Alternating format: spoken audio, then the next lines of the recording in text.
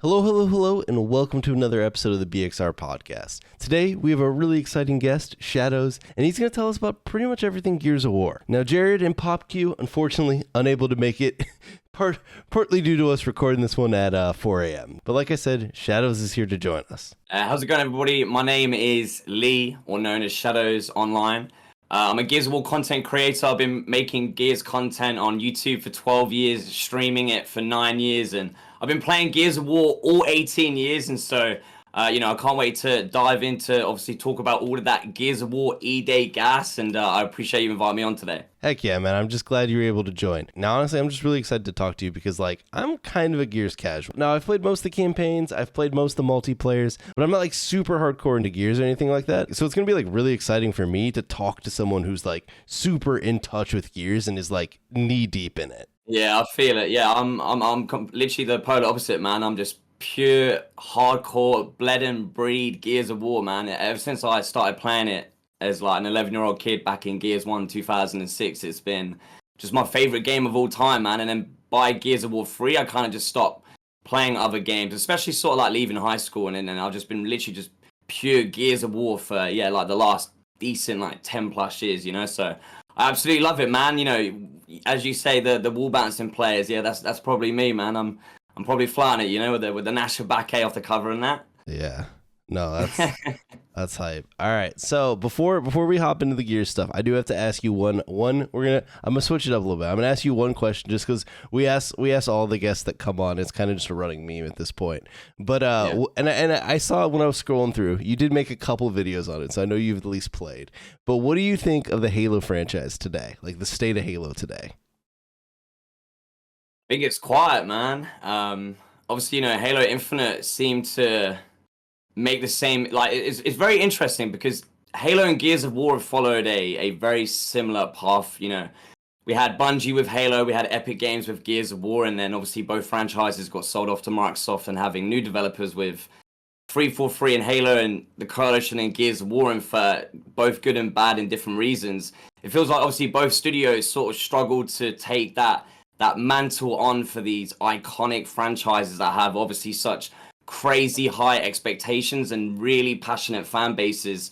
And we've both seen obviously Halo and Gears have a couple games, and it felt like obviously Halo Infinite, you guys were waiting what we were basically have been going through with Gears 5, what felt like a decent 6 years from Halo 5 to Halo Infinite, and it seemed to repeat the same mistakes that Halo 5 made, and then it's gone through the same cycle, So it hasn't been that next Halo game that really is what the Halo community hopefully needs to really pop off. It's sort of from the outside looking in, because like I said, I'm just pure Gears, man, but obviously I see on Twitter and just online talk from Halo content creators Hidden Xperia and Mint Blitz and stuff like that. A lot of Halo stuff obviously pops up on my timeline.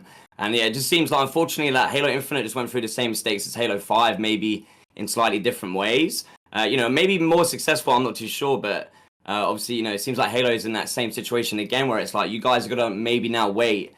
We have, it's been, 6 years since Gears 5, 5 years since Gears 5 release. And obviously, we don't know when Gears of War EDay is coming out, so it's Halo's in that situation again. I feel like both with Halo and Gears of War, that Microsoft really needs to sort of double down and expand these franchises, from a sort of thinking as a IP as a collective, So I'm surprised there wasn't a Halo spin-off game announced, this. You have both of these IPs in these franchises and these universes that have such amazing storytelling and narratives to go tell in so many different ways, and I'm so surprised there isn't multiple studios and multiple developers and multiple games coming out within the same franchise, Yeah, no, I feel you there. We've always talked, but I do feel like the Halo IP is kind of underutilized because the only developer, we had Halo Wars a while, longer than Infinite now. But yeah, it's surprising that they don't do some more spinoffs, because even for a while Gears was pretty active. You guys had Gears 5, Gears Pop, that weird mobile game. You had Gears Tactics. You guys were getting a decent amount of games there. And I still I haven't tried Gears Tactics yet, but I want to, because I really like the XCOM games, and I've just never gotten around to playing Gears Tactics. Oh, okay. Yeah. Yeah, the coalition went crazy. Yeah. Their output was actually insane through the whole Xbox One era. To quickly run down it for like real quick, Microsoft acquired Gears of War in 2014 and obviously appointed Black Tusk Studios, then turned Coalition. Within a year, we got the release of Gears of War Ultimate Edition and the announcement of Gears of War 4 with gameplay within like less than 18 months of Microsoft literally taking over the franchise. We then had, Gears of War 4 drop in like 2016, and then we had, Gears Pop in like 2019, Gears 5 in 2019, Gears Tactics in 2020. Then we had the Gears 5 High Buster DLC in 2021, and we had like expanded universe stuff as well, like comics and book novels. And TC went crazy, and then obviously they went super silent, and that was the struggle, man. It felt like I was in the trenches, trying to obviously keep Gears of War relevant, and I can assume that obviously Halo content creators can feel the same way, like trying to keep the game that we love, we're super passionate about going, keeping people watching, entertained, having a reason for people to tune in the first place. When you got like no news, no updates, no games, no nothing new, just purely whatever you've got at your disposal is all you've got to use, So that's what we kind of went through with Gears, and it feels like Halo is just about to step into that same direction. So was the Coalition like it was an existing studio when they gave Gears? I thought it was like a studio they made, just like 343. No, it was a there's always been a Microsoft Vancouver studio. Okay. And I think they started maybe in the 90s, I think, or early 2000s for a while. But basically, I believe the plan was they were curating Unreal Engine wizards at that studio. Because if you go back to, I think it was 2012, or I think it was 2012 or 2013, there was that like Black Tusk Studios game trailer, which showed like sort of like Splinter Cell vibes of like this guy like scraping down the skyscraper and like going in, and it had this like crazy gun animation, and they were basically, that was not really like a video game, it was sort of like a test trailer to see what their work could look like in Unreal Engine. And Microsoft were basically just using a little studio in Vancouver to just build up the talent for Unreal Engine. I don't know if they ever had the plan, like I'm not really too sure the timeline of when Microsoft were like, hey, we want to go buy Gears of War. Because obviously we had like Gears of War 3 in 2011, then we had Gears Judgment in 2013, and then it was only the following year that Microsoft acquired the IP. Yeah. So, I don't know if they basically had like a timeline already set that, there was like, okay, we're going to put this studio together with all of these amazing Unreal Engine developers, and then when the time comes, maybe the contract ends and, we go buy Gears of War, or if it was like a last minute decision. But I think they worked on a couple different like Microsoft games for like old school, maybe like 90s Microsoft PC like gaming. Yeah. But they've been around for a little bit, and now they've actually had the Gears of War franchise for just over 10 years now, 10 and a half years now. Yeah. That's okay. No, that's cool. I guess I didn't realize that, because I just, when you were talking there, I Wikipedia'd it, and they were like, I don't know, they didn't make too many things before, but like they made some Facebook game before. That was it. Yeah. before they started Gears, but I think I could be wrong, but I thought it was kind of like Epic coming to Microsoft when they kind of wanted out, and they like proposed selling it to Microsoft. So it might have kind of like fell in their lap a little bit there, but I don't know. That's only what I've read. So I think I remember reading a story actually. Yeah, now you say about I think his name was Tim Sweeney. Basically saying that, like, Gears of War 4 going to cost $100 million. Like, we don't really want to invest into that, and we wanted to obviously move on to sort of like mobile microtransaction free to play model. But it is. Yeah, I guess it all works out. It all works out. Yeah, it is. It is crazy because, like, I mean, obviously, Epic now, basically just makes Fortnite, and it just like prints cash. But I don't know, like, realistically, like, I felt like all AAA games are getting more expensive, because you can look at the development costs for like Gears 1, 2, and 3, and it does go up each game.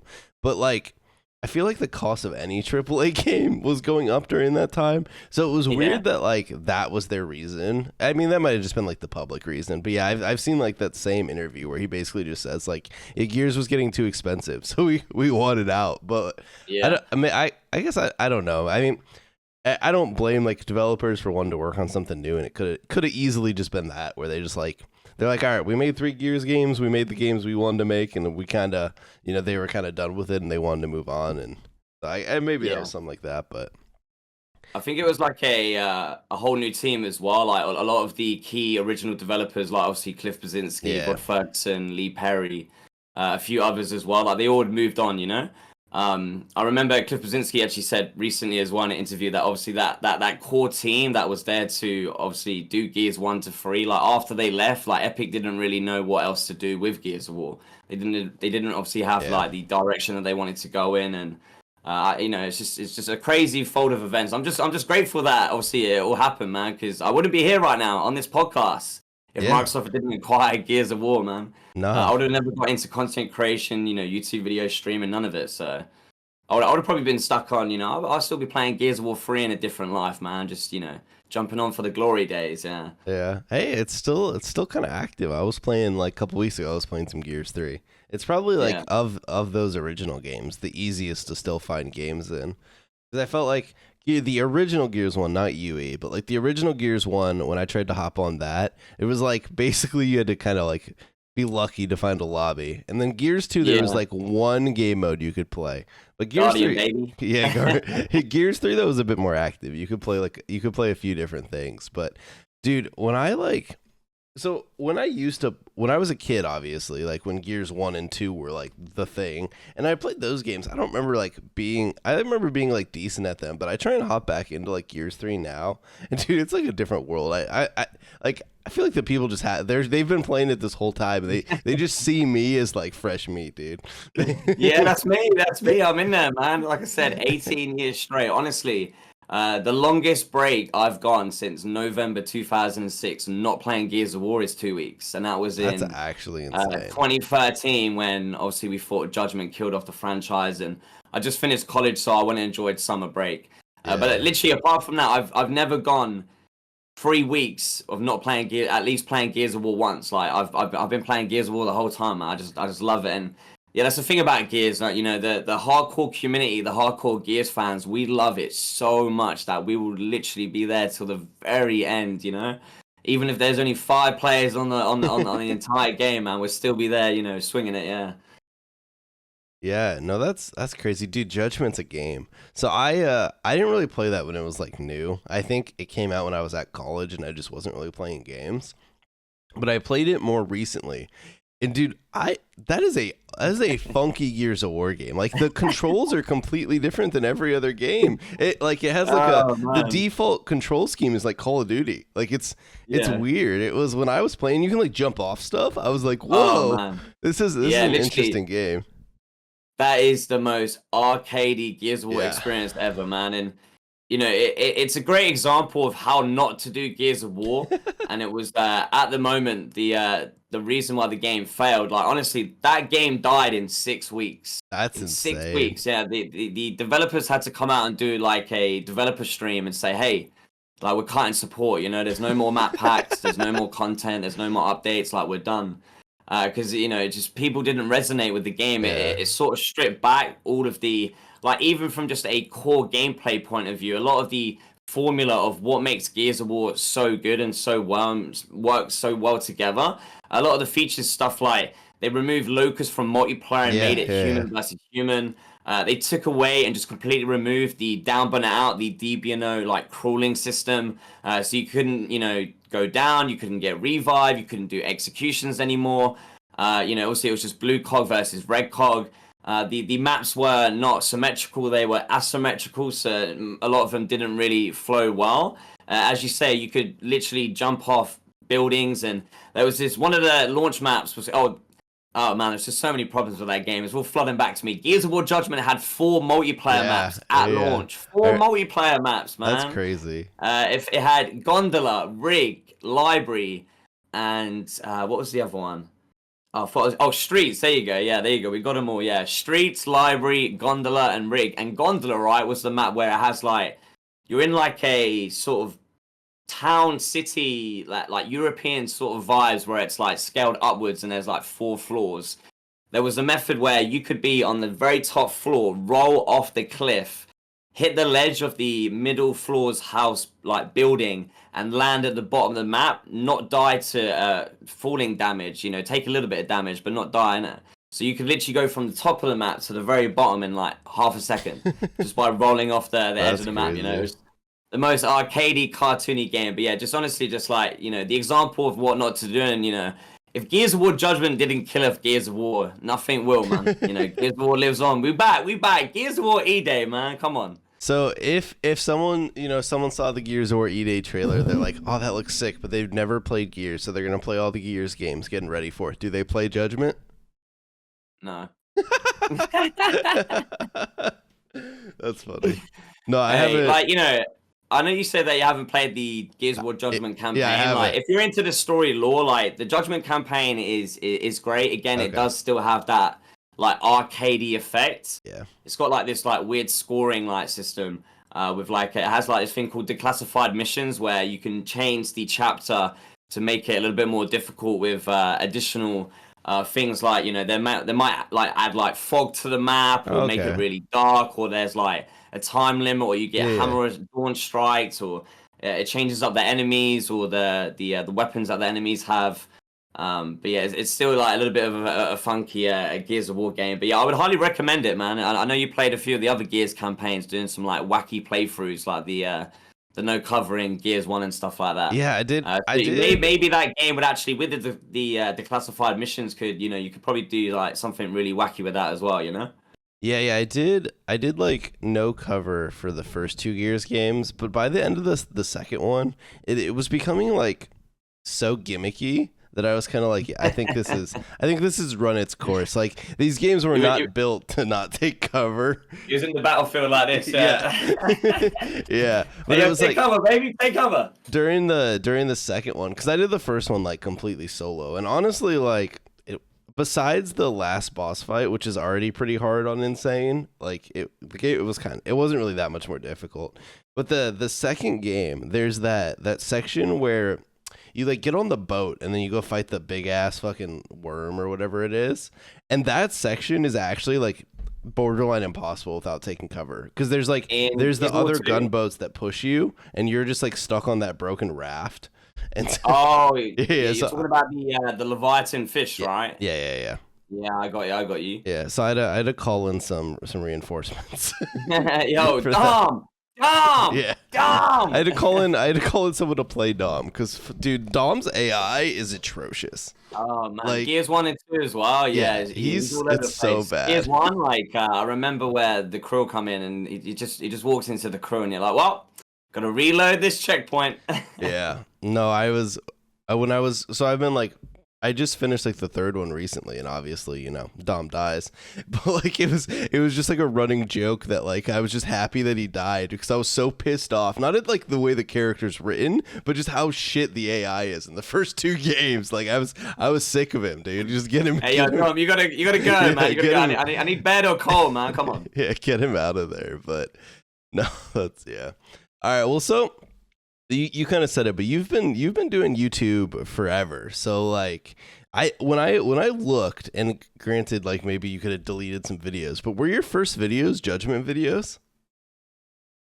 Yeah, I did some like Call of Duty, and I tried some other things, but I deleted that, you know. But yeah, the reason why I started my YouTube channel and started creating content was because, as I said, I've been playing Gears of War the whole time. You know, the original Gears of War trilogy was my childhood through middle and high school.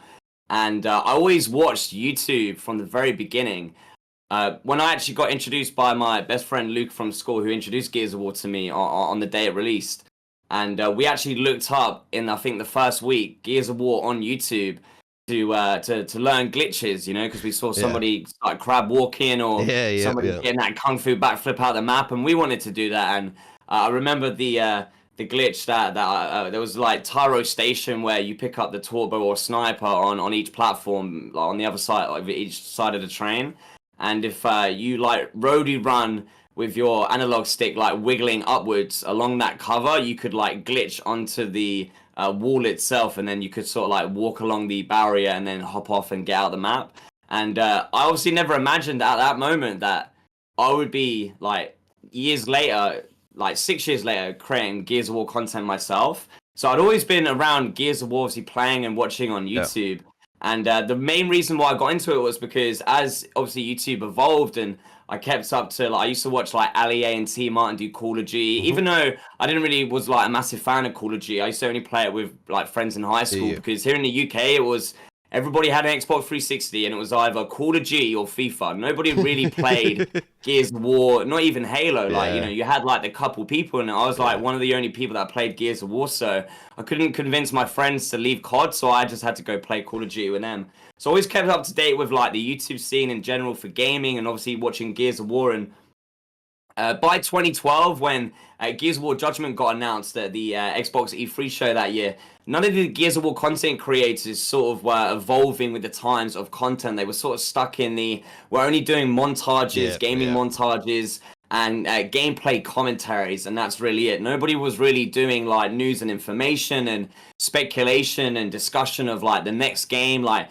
yo, this new Gears of War game is here, like let's break down the trailer, you know, this is new characters, new enemies, new weapons, stuff like that. So like as a Gears of War fan and a Gears of War viewer of YouTube content, I wanted to watch that. And so I just saw like an opportunity there and I was like, well, I want to watch it. Nobody's making it. Let me go make a YouTube channel. I'll just go do that straight away. And it kind of, in Gears of War sense of terms, it kind of like kicked off straight away just because that was a niche that wasn't really being done till that moment. So yeah, I just started off with that intention of being like, okay, I'm going to make a YouTube channel. We're going to talk about Gears of War and I'm just going to do like news and information. And it just started from there.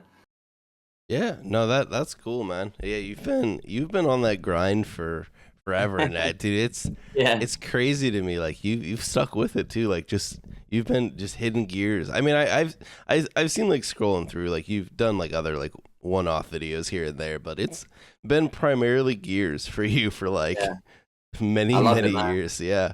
Yeah, No, 12 years straight. Yeah, I've never really stopped, or like I said, apart from that, maybe taking 2 weeks off playing Gears of War. no, It's been non-stop, man. I love it. I think you have the passion for Gears that I like just didn't fully have for Halo. Because after like Infinite kind of crapped the bed, I kind of pieced out. Yeah, like YouTube wise. Yeah, for me, it's obviously like because it turned into sort of like I've been doing Gears of War content full time now for like 8 years. So that's it's awesome. you know obviously like how rent and bills are paid and food on the table. Yeah. Try and treat the missus every now and then. So obviously it's a big driving force to obviously keep going. But I just honestly love Gears of War. I don't know if you know, but I'll show you right here.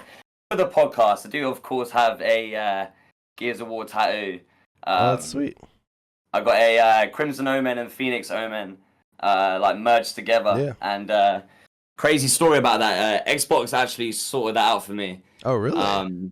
Yeah, back in 2019, like Gears of War, for the last few Gears of War games have done this like Gears Inc. event. And I was scheduled out to fly out to the Coalition studio the week before Gears 5 was releasing to get like early access and stuff like that. And Xbox UK just slid into my DMs like 2 days before I was going to fly. And they were like, hey, do you want to get a Gears of War tattoo? I was like, Dude, hell cool. yeah, I do want to get a Gears tattoo. And they was like, have you got an idea? And I was like, hell yeah, I've got an idea.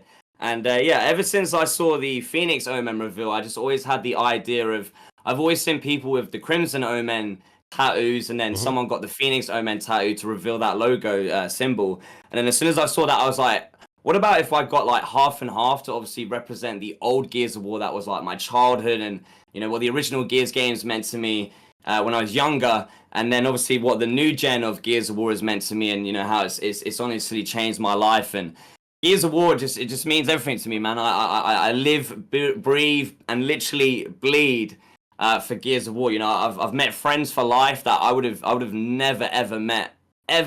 You know, people from Scotland and America and all over the world, and I've had the amazing opportunity to like attend like a bunch of different Gears of War LAN events across the world as well. And it's just the passion that Gears of War fans have for this franchise is like no other, man. Like, I'm ride or die for life, bro. I'm playing Gears of War till the very end, no matter what happens. You know, it doesn't matter how good or bad a game could be. Like, I love Gears of War that much. You know, from the story to the multiplayer to the friendships to the community that exists, and everything in between, man. Yeah, I'm Gears for life, baby. I'm here, man. Let's get it. No, that's awesome, man. I've never been to a Gears LAN, but like I've seen clips of people popping off at each other, and dude, I feel like that's an experience that like if EDay has like a LAN circuit again, I think I gotta roll up to one just to experience it. Oh, 'Cause, you like have to, man. I've been to like some Halo LANs and they're fun, but the dude, the Gears players go at it at like a whole new level, dude. They're just like full on like screaming at each other. Yeah, again, it's all passion, man. It's Yeah, all for passion. sure. One of the most viral trash talking Gears of War moments was from Optic Gaming's run from Explosive, Hmm. where he tells the player who's getting in his face, like, "Hey, put your bank account on it, bro. Put your name on it. Put your bank account on this game right now." Because obviously they were killing it, man. Like Optic Gaming had this crazy run in Gears of War, but Yeah. they won literally like a billion events in a row. Like they were the team to beat. They were dominating, man. And yeah, it was unfortunate what happened with Gears 5, and it was the reason why Gears of War esports just suddenly came to an end so soon and didn't see that continued support because obviously, as you say, the Gears of War LAN events is the core Yeah. DNA of what makes Gears esports. And so obviously with the COVID and the pandemics that happened in 2020, it kind of shut down that opportunity for LAN events for Gears of War, and Gears 5 esports really sort of crumbled from that because a lot of the like personalities and the storylines that the Gears esports scene had going for it, a lot of those players really enjoyed and were like, obviously passionate about LAN events. These are Hmm. players that grew up in Gears of War 3 playing for like $100 in a Yeah. hotel lobby. Like these were ride or die Gears fans if on the competitive level, and because of obviously no Gears of War LAN events, they just didn't have the same passion and they didn't see a reason to continue. And Gears esports was really affected by that, and that's obviously why it came suddenly to an end. But I would imagine that yeah, like maybe they do it slightly different this time. Maybe they have a different approach. Whether they take it slower and maybe have the game release first and let the community and everybody just get a feel for the game before they start to consider obviously moving on, because Gears of War obviously is a super hardcore competitive high skill gap learning game, especially for new players. And if you have a competitive shooter like that, I feel like Gears of War is probably the hardest console shooter to master, man, just because of the amount of mechanics and the Oh sort yeah. of stuff that goes into the game.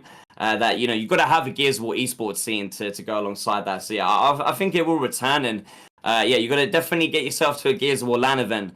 And hopefully I'll be there as well, man. Oh There's yeah. you got to go to Mexico. That's the place that I haven't been to yet. But Okay. Mexico, Yeah, Gears of yeah. War fans.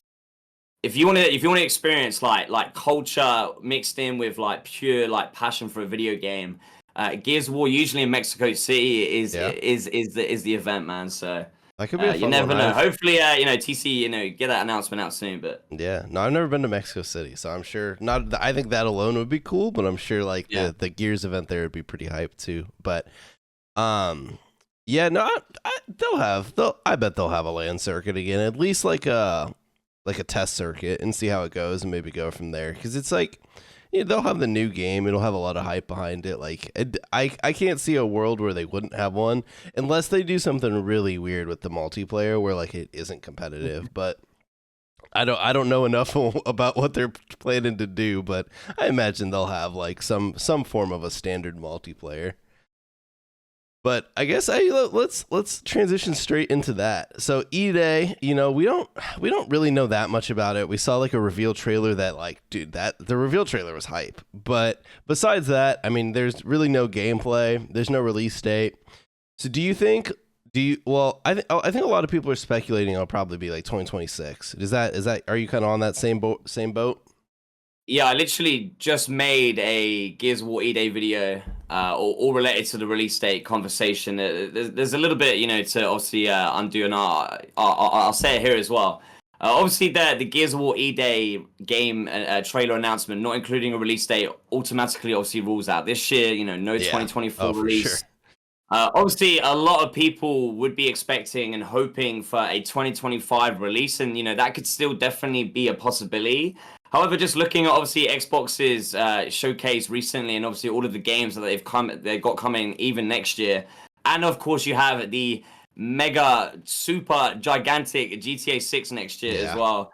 You got to Like, is avoid it that. really worth rushing Gears of War EDay out to be next year when you have a bunch of Xbox games coming already and GTA 6 to compete with? Because obviously, you know, no matter what everybody says, man, everybody's going to be moving out that way. You know, as soon as GTA for drops that sure. day, that month, that week, Yeah. they're like, whoa, whoa, whoa, No, get out of there, get out of there. that month is going to be like the driest month. Besides, I mean, don't get me wrong, GTA 6 Yeah. is probably going to be sick. Like, I'm excited, but the rest of that month, there probably will not be a single like AAA game the rest of that month. Be some like Nintendo Mario game. That's true. We might get a Nintendo game. Yeah. The plumber will be there. Yeah, yeah, because they don't care, dude. They're like, we've been doing our own thing for like 20 plus years, dude. We don't care what you guys are doing. Yeah, literally. But yeah, on top of that, you know, as I was saying, so yeah, obviously, like I would love as a Gears of War content creator for next year to be the one. But as I've got older, like if you said you scrolled through the channel, when I was younger, I used to hype everything up so much. Like I was just such a hype head, you know, I used to get hyped over everything. As I've got a little bit older, you know, I've matured a little bit more, you know, we've learned and, you know, lived, and I have more of a like realistic like expectation approach now. And, you know, I did a bunch of, obviously, because we were going into the Xbox showcases, Gears fans expecting, especially based on all the rumors, you know, like, oh, we're going to get Gears 6, there might be a Gears collection, and obviously it ended up being Gears of War EDay and none of those. So I was doing lots of, like, you know, Gears 6 rumor videos and covering stuff like that. And there was actually a Coalition developer leak on ArtStation from a senior character concept artist who had all of their projects in their career listed in their page.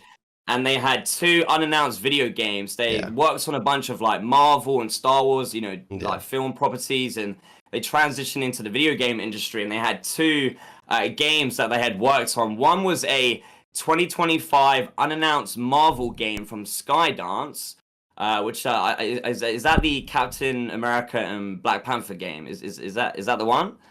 I know it's now announced. I don't know if that is the same developer.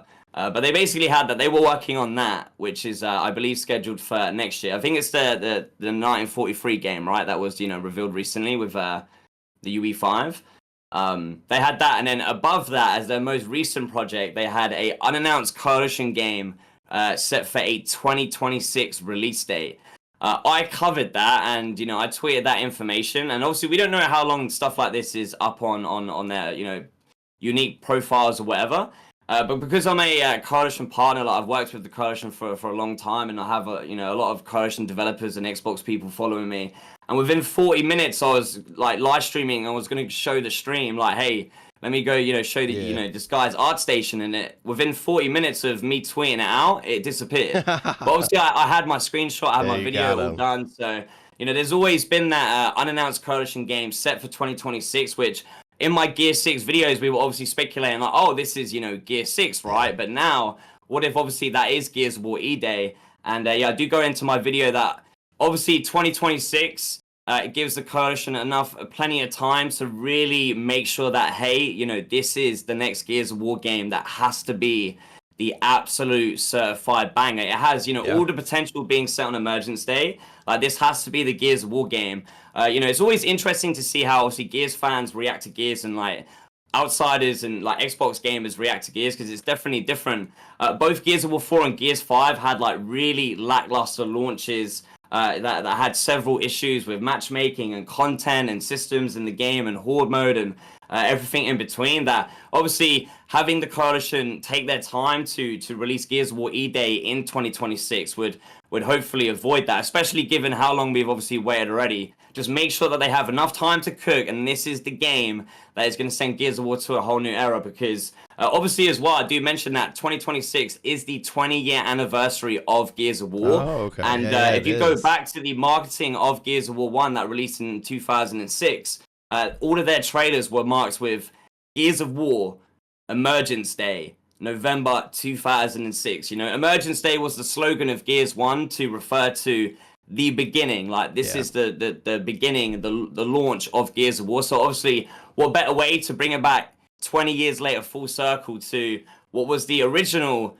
Emergence Day of Gears of War as a franchise, with Gears 1 in November 2006, to obviously have a Gears of War EDay Emergence Day game released 20 years later in November 2026, you know? So that's my expectation, unless the Coalition comes out otherwise, because, you know, we obviously don't know how far along they are. You know, they've got 2 teams at the moment. They've got the Gears of War team. They have a Microsoft Xbox Games Technology Group as well, that are responsible as the coalition experts of Unreal Engine to go help the other Xbox studios. I think through that team, they helped on Halo Infinite. They did State of Decay 3. They've helped with Hellblade 2, Perfect Dark.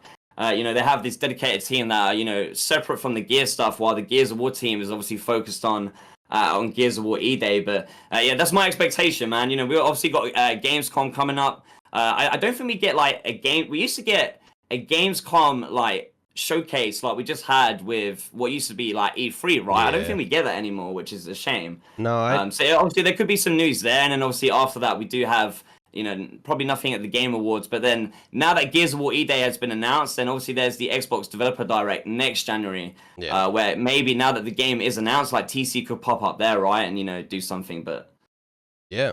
Well, let me ask you this, because obviously you're a Gears content creator, so you're in that cycle. Do you? I've seen some people saying this. I don't really agree, but do you feel like EDay has been like revealed too early? Like, should they have waited till they had gameplay, or like, do you think it's cool to get the hype cycle started? I think it was time, man. I was saying that this is the make it or break it for Gears of War as a franchise and Gears of War as a community, because as I said, man, we've been in the trenches of Gears 5 content, no support for a very, very long time. You know, Gears 5 came out almost 5 years ago, and content support ended 3 years ago. We have had absolutely nothing for 3 years, and so obviously for us to go another Xbox showcase with no Gears of War announcement, I feel like that would have just killed off the franchise. You know, that would have just, you know, Ty Kaliso'd the franchise, man, and people would have literally just left. Because what would have been a reason to, you know, hold on to play Gears 5 and have any hope for the future of Gears, when obviously, like, from a coalition and developer standpoint, like, we have had literally zero communication. There's been no tweets, there's been no activity anywhere. It's just been Happy New Year, Merry Christmas, Happy New Year, Merry Christmas. So like, yo, if we had to go for another year of Happy New Year, Merry Christmas, man, people are pissed. Because like, even if you go back like the last 6 months, even into last year, any tweet from the coalition, people were on it. Hey, yo, where the Gears of War at? Where the Gears 6 at? Yo, we need that Gears of War, man. Where's it at? So, you know, I'm glad that we finally got it. But yeah, it was time, man. We needed it. We just need confirmation that, hey, Gears of War still exists. Yes, we are working. No, we're not doing nothing up here in Canada. We are working, and you know, you can expect a new Gears of War game in the future, because now it's got that buzz back. You know, like people are like, okay, we finally got that first step in the sand. We're on the road. You know, we might, as I say, have like 2 years to wait till maybe even the game releases. But I think, you know, even just starting the conversation now was the right decision for the coalition to do.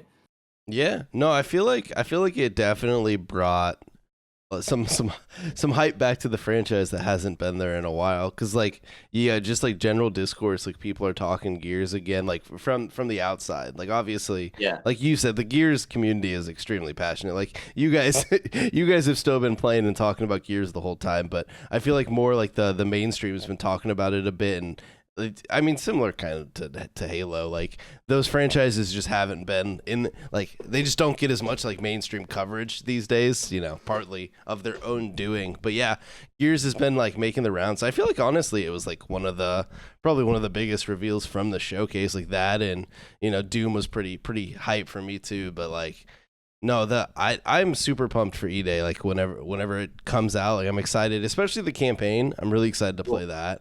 The multiplayer, like I'll definitely hop on and try it out, but like I don't know, I haven't like resonated with like a Gears multiplayer in the same way with the past couple games. Like I play them when they come out, play for like a few weeks, and then usually like I just kind of fall off, and I don't really even know why, to be honest. Like I don't know if it's just the style of game, and I just like don't like, it just doesn't connect. Because like when Gears 1 and 2 came out on the 360, dude, I grinded those. Like I was playing, like I was bad, but like I was playing like game battles in Gears 1 and like everything. Like I was knee deep. Like I was playing it. But like Gears 5, I think I looked. I might have like 20 hours. And I just it's fine. Yeah, I played some multiplayer. I would love to obviously pick your brain as well, you know, just because, like I said, like for me, it's always interesting. I find it, as you say, like I'm so deep into Gears of War, and I absolutely love it. Like, I always find hearing other people's opinions, especially like if you're not into the gritty of Gears like I am. Do you think it's like fatigue, or do you think it's the gameplay? Do you think it's the obviously direction of where the game went with obviously maybe the campaign, the characters you play as? Like, what do you honestly think it may be? I will say like the campaigns for Gears 4 and 5 just didn't hit the same for me. Like the Gears 4 I played all the way through, and Gears 5 I actually never finished. And I think part of it is like the story I didn't care as much about, but Gears 5 I don't think this is like a common take, but Gears 5's campaign, like I just didn't necessarily love. Like there was like the open world sections and stuff, and I felt like it just got like a little bit like boring as I was playing through it. And I was like, you know what? Like it was one of those things where like I was playing through it with a buddy, and we like were doing the section where you're like drive. I forget what the vehicle's called, but you're like it's snowy and you're just drifting around, and we just got bored one day and like we got off and we're like, yeah, we'll finish it, and we just never launched it back up. And I'm like, all right, guess we're not finishing the Gears 5 campaign, but I'm gonna finish it before EDay comes out. So because I'm going back through them right now. But did you play High Buses? No, I never. That's the DLC, right? I never went back for that. Oh man, you have to, man. Yeah. No, you know, I definitely will. a lot of people have said that the High Busters, because it's a linear, traditional Gears of War campaign. That a lot of people said, they actually enjoyed the High Busters more than the actual Gears 5 campaign itself.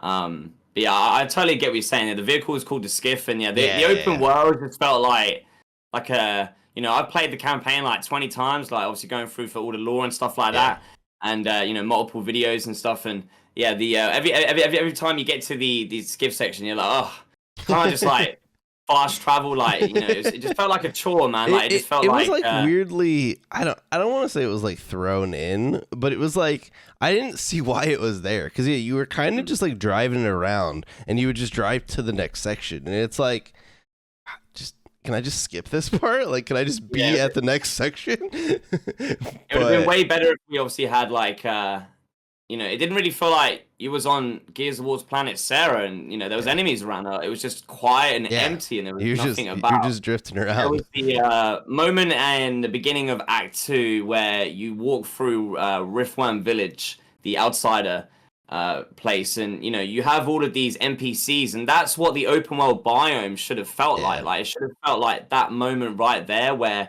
you feel like you're in the universe, like you're walking through and you're seeing characters interact. Like two guys are playing chess, this geezer's cutting up fish, and there's a young kiddie with a toy gun, and he's calling you a fascist cog, and you feel like you're in the world. But so when you went out into the actual open world with the Skiff stuff, it just felt like it was the kind of just thrown in there. Like I feel like it was, and if it was actually like a real, because I would honestly love like an open world like Gears of War RPG game, like Division style. Like I want something like that. I don't really want to maybe see it as part of like the mainline Gears games, but like a separate game. But the open world stuff was a bit janky, man. But we move. Yeah, I mean, Gears definitely has like the world and like the lore and stuff to be able to do like a super interesting and deep and immersive open world. But yeah, Gears 5's like little sections just kind of, I don't know, they didn't hit for me. But I don't. We'll see what EDay is. Do you think? I feel like once franchises kind of try the open world thing, it usually like sticks. So do you think EDay will have like some open world vibes to it, or do you think it'll go back to being like purely linear? I think there may be some like chapters that feel open world, but maybe that's just because of obviously the scale that they can maybe hit with Unreal Engine 5. Like I would love to see, because obviously it's Emergence Day. From the story lore perspective, we know that billions of people get killed on this day. I believe it's like 25% of the population on day one. And then I think after a year, it's like 99% of the population, So anybody living in the original Gears games are lucky, man. Because most people get killed, and obviously we got to see that. Yeah. I want to see an emergence hole break up, a bunch of locusts come out, and you see like 500 mans in the street, and they just all get gunned down. Like, I feel like we could obviously have that linear approach, like in the corridor, sort of like Gears 1 vibes. But I would imagine that maybe like we walk out into a chapter, and it's like this massive, large, like you could obviously, it's set in the city of Kelowna, so you could have like a town square that is like this massive town square that feels open world when you're in it. but really it's still just another level part of the game. So maybe they go that direction to obviously have some massive, set pieces. With obviously it being Emergence Day, like I'm just expecting the absolute chaos and destruction. And like I said, I don't know what range of topics you want me to dive into for Gears of War EDay, because I can talk at all, man. Oh, If you want no. to, get into Whatever, some man. campaign story stuff, or Yeah. because obviously I got thoughts on all of it, man. I got wish lists for every Yeah. feature and thing in the game, but. So yeah, from a story campaign perspective, obviously Gears of War EDay setting on Emergence Day. We've never obviously been able to experience this before. This is something that Gears of War fans have literally been waiting since the moment they opened up Gears of War 1's opening scene, where it literally says, with Marcus in the slab prison, saying 14 years after EDay. So we've always known what this EDay is. So the fact that we're going to be able to have it as a game is just going to be, I would say, honestly, the best direction that Gears of War could have gone in. Because it kind of feels like this game is a soft reboot, spiritual reboot in a sense, to really take Gears of War back to the core formula of what made those original games, especially what hit with Gears of War 1, with obviously the way that they've been able to obviously get Mad World and stuff like that in the trailer, like really hit on those roots of like, right, this is classic, pure Gears of War at its best form. This is EDay, the locusts are new, the monsters are going to be super scary, and I feel like that's probably going to affect gameplay in a way as well. We're going to have obviously young Marcus Phoenix, Dominic Santiago. There's going to be, I really hope this is like the Avengers Gears of War game, where we got cameos of every character just in so many different instances. Because obviously every character that ever died and has ever lived in Gears of War, most of them, except obviously for New Gen, were obviously alive on EDay. And so every character has an opportunity to show up. So it's going to be very interesting to see who else we get. Obviously, jumping into the story lore a little bit, we know that TC have already said that this game is going to reveal a story of many origins. And so obviously you can have the origins for a lot of different things, both the goodies and the baddies. They've obviously said that they are revealing the origins of how the Lancer Chainsaw Mark II weapon came to be. And as Gears of War fans, especially if you're into the lore, we know that this actually does involve Ty Kaliso, where Marcus Phoenix is being pinned down by a Locust drone, and Ty just sees a buzzsaw in the world, and he just picks it up and he just chainsaws the grub in half. And Marcus is like, holy shit, that works amazing. That's the plan. Blood everywhere, because the problem the COG had with the Retro Lancers against the Grubs was that the drone's armor, like their skin was so hardcore, and it was stronger than even the Gears armor, that the Retro Blades just broke, and they didn't really stab like they did in the UIR in the Pendulum Wars. And so, obviously, this instance happening leads to, and then Ty Kaliso says something like he does. So it's most likely to assume that Ty Kaliso will be joining us, obviously, in Gears of War EDay with Marcus and Dom. And, there's also, obviously, potential for the fourth character based on the comics for the squad that Marcus was a part of going from the Pendulum Wars. But, Ty says something like, Marcus, the world is full of weapons. You just need to look for it. And so this gives Marcus the idea to get in contact with his father, Adam Phoenix, the creator of the Hammer of Dawn. And he is, the one that obviously puts in plans in motions to figure out how to get a chainsaw bayonet on the Lancer Mark II assault rifle, so that they can really give the war to the Locust Grubs, man. So that's obviously a part of it. There's a lot of story revolving around, of course. As a lot of people know, Dominic Santiago, his story arc for a video game character has to be by far top 5 of all time. The emotional toll that character has gone through is a madness. Obviously, if you go through Gears 2 and Gears 3, obviously with the finding and the death of his putting down, his wife Maria, and obviously what happened to him in Gears of War 3. If you think the emotional pain has ended, there's only one reason you bring back Dominic Santiago, is to bring back some more emotional pain. Because obviously the events of Emergence Day kill so many people. This does include Dominic Santiago's family. So we're going to obviously see stuff like that as well, and the emotional toll that that's going to have on both Dom and Maria. And there's just so much potential. They can also create characters and use negative space to fill in the gaps, to have because obviously, as we know, we're going to be playing as Marcus and Dom. A lot of these characters live. A lot of our favorite characters from the original trilogy live. And so obviously, how does the Coalition figure out a way to, even for hardcore Gears fans, to experience obviously the loss and the death and stuff like that? And so obviously it has to be revolved around other characters that relate to our characters of Marcus and Dom. And obviously, who else shows up? As TC said, it's it's a story of many origins. So that's just a little bit of a story insight for you there. I'll let Yeah. you take over, man. Yeah. So do you think with it being like a prequel, I mean obviously you're talking about like the Lancer there and like the retro Lancer. Do you think it being a prequel will like shoehorn them into not being able to make many like new weapons or like new enemy types, because we already know the Locust, right? Like or will can they I don't know enough about the lore. Like is there a lot of stuff that they can include and just be like, "Oh yeah, those don't pop up in the trilogy or like the later games, it's whatever." Yeah, literally, that is how the Gears of War universe runs. It's they have a saying that it started off with Epic Games and it carried over with Rod into the Coalition, and it's the best way to really think about a franchise like this. They basically have this term called negative space, and so it's the idea of describing a moment in the Gears of War universe lore that has yet either not been explained or not just happened until it happens. And so it's like negative space. They basically say, "Oh, that's negative space. Oh, that's negative space." And so when it comes to like, as you say, like, how do they explain new enemies, new characters, new weapons, and stuff like that? Appearing in Gears of War EDay, but not being in the original trilogy. Negative space. So that it's the idea that obviously they can just go in and make up the story as they go along to make it fit. And so we actually already experienced this a little bit with Gears of War Judgment, just to fill people in for the Gears of War timeline. So we have a bunch of stuff that happens in the past, like the Age of Armageddon, the Era of Silence, the Golden Rush, when they discover Emulsion. We then have the 80-year Pendulum Wars. Then obviously we have the Locust War Emergence Day. And Gears of War Judgment, obviously being a prequel as well, is actually set 1 month after EDay. So by the events of Gears of War Judgment, the COG have been fighting against the Locust Horde for like 4 weeks. Obviously, that game does feature the Lancer, chainsaw in that game, and it technically shouldn't be there. It was just obviously at the time, Epic, like, we're not walking away from a Gears game having a chainsaw, right? So they put that in there, even though so just if you ever play Gears of War Judgment, just think, okay, this should not technically be here, but chainsawing grubs is fun. So I'm actually glad to see that Gears of War EDay is gonna do that the right way.